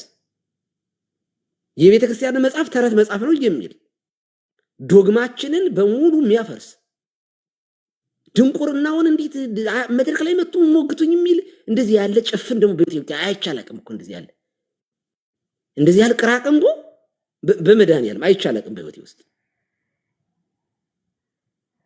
የእናትናቴዎስን የነ ቄርሎስን ትምህርት ተሳስቷል የሚል ጀና እኔ ጴንጤዎች ራሱ አስናቴዎስ በዚህ ደረጃ ተሳስቷል ሲሉ ሰምቻለሁ። እኔ ጴንጤዎች ራሱ እኮ ጥምቀት የውሃ ጥምቀት አይደለም፣ የውሃ ጥምቀት የሚባል ነገር የለም ጴንጤዎች ራሱ አይሉ። ይሄ ሰውዬ እኮ ይሄ ጥምቀት የተባለው የጌታ ጥምቀት ነው፣ በመስቀል ላይ የተጠመቀው ጥምቀት ነው ይላል። ለነገሩ ምን እብድና ምን ተከታይ አያጣም። እብድም እኮ ተከታይ አለው። ስንት እብዶች አይደሉ የሃይማኖት መስራች ሆነው እዚያ ህዝቡን በምንፍቅና ወስደው የጨመሩት። እና ለማንኛውም እኔ ብዙ ስለዚህ ሰውዬ ማውራትም አልፈልግም። ኦርቶዶክስ አይደለም የሰውዬ ኦሬዲ በቃ አይደለም። ኦርቶዶክስነት በህይወት ነው። ቤተክርስቲያን የሚሄድም አይደለም ፎርዛት ማተር እውነትም የሚሄድ ነው። አሁን ይቆርባል ይሄ ሰውዬ ቤተክርስቲያን ይሄዳል ያስቀድሳል? የለም እኮ ሄዶ የሚያስቀድስ ሲሆን እኮ ነው ቤተክርስቲያን የሚሄድ ሰው እኮ ሲሆን ሄዶ አቅም መምህር ሄዶ አቅም ሄዶ ምንም ጭራሽ በቃ ሄዶ ማያቅም። ስለዚህ እንደዚህ ያለን ሰው በቃ የለም በቃ ኦርቶዶክስ አይደለም በቃ አይደለም። ስለዚህ ስትሞግቱት እንደ ኦርቶዶክስ መሞገት የለባችሁም። መምህራንንም አይቀበል መጻሕፍቶችን አንድ ሰው እኮ ሲያሰብ ከመጽሐፍ ነው ያገኘ ወይስ ከመምህር ነው ይባላል እኮ።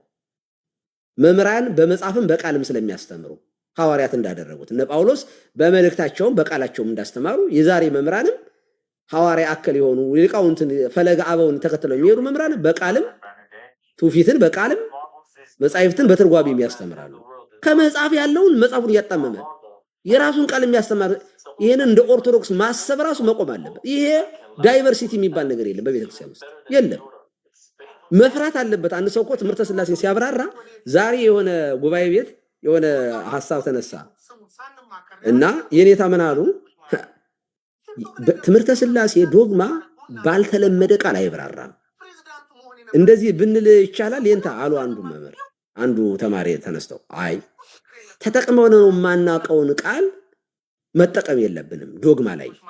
ለምን መስሎን ብንቀበለው ሌላ ክህደት ይዞብን የሚመጣስ ነገር። ስለዚህ በቤተክርስቲያን የተለመዱ ቃላቶችን ብቻ ነው የምንጠቀመው። አሁን ዘንበለ ቡአዲ፣ ዘንበለ ቱሳሄ፣ ዘንበለ ውላጤ፣ ዘንበለ እነዚህ ስንጠቀም ዝም ብለው ነገሮች አይደሉም። ማብራሪያዎቹ ራሱ የነቄርሎስ ማብራሪያዎችን ሲታይ ራሳቸውን በራሳቸው እናብራራለን እንጂ ከነሱ የተሻልን እነሱ ያልተገለጠላቸው ነገር ኖሮ እኛ እንገልጠዋለን ብሎ ማሰብ በራሱ ባይዞት እቡይነት ነው፣ ትዕቢት ነው። ጸዋጋ ይምሮ የሚያፈልቀው ነገር ነው። ትክክል አይደለም። ዶግማ በአዲስ ቋንቋ አይብራራም። በነበረው በተገለጠው ደግሞ በዚያው ላይ የሥነ ምግባር ጉለት ያለብን የጾም ሰዎች የጸሎት ሰዎች የምናኔ ሰዎች አይደለን። እንደምታውቁን ዓለም ስታወዛውዘን የምንውል ሰዎች ነን። ስንወድቅ ስንነሳ እነዚያ እኮ አባቶቻችን እኮ በህይወትም እንዴ ከእግዚአብሔር ጋር ይነጋገሩ የነበሩ በህይወታቸው በኑሯቸው እኮ እግዚአብሔር ጋር ቃል በቃል ያወሩ የነበሩ እኮ ናቸው። በእውነት በጣም የበቁ አባቶች ናቸው። እና እኛ ደግሞ ህይወቱ ላይ ችግር አለ። እምነቱ ያው ነው ያለን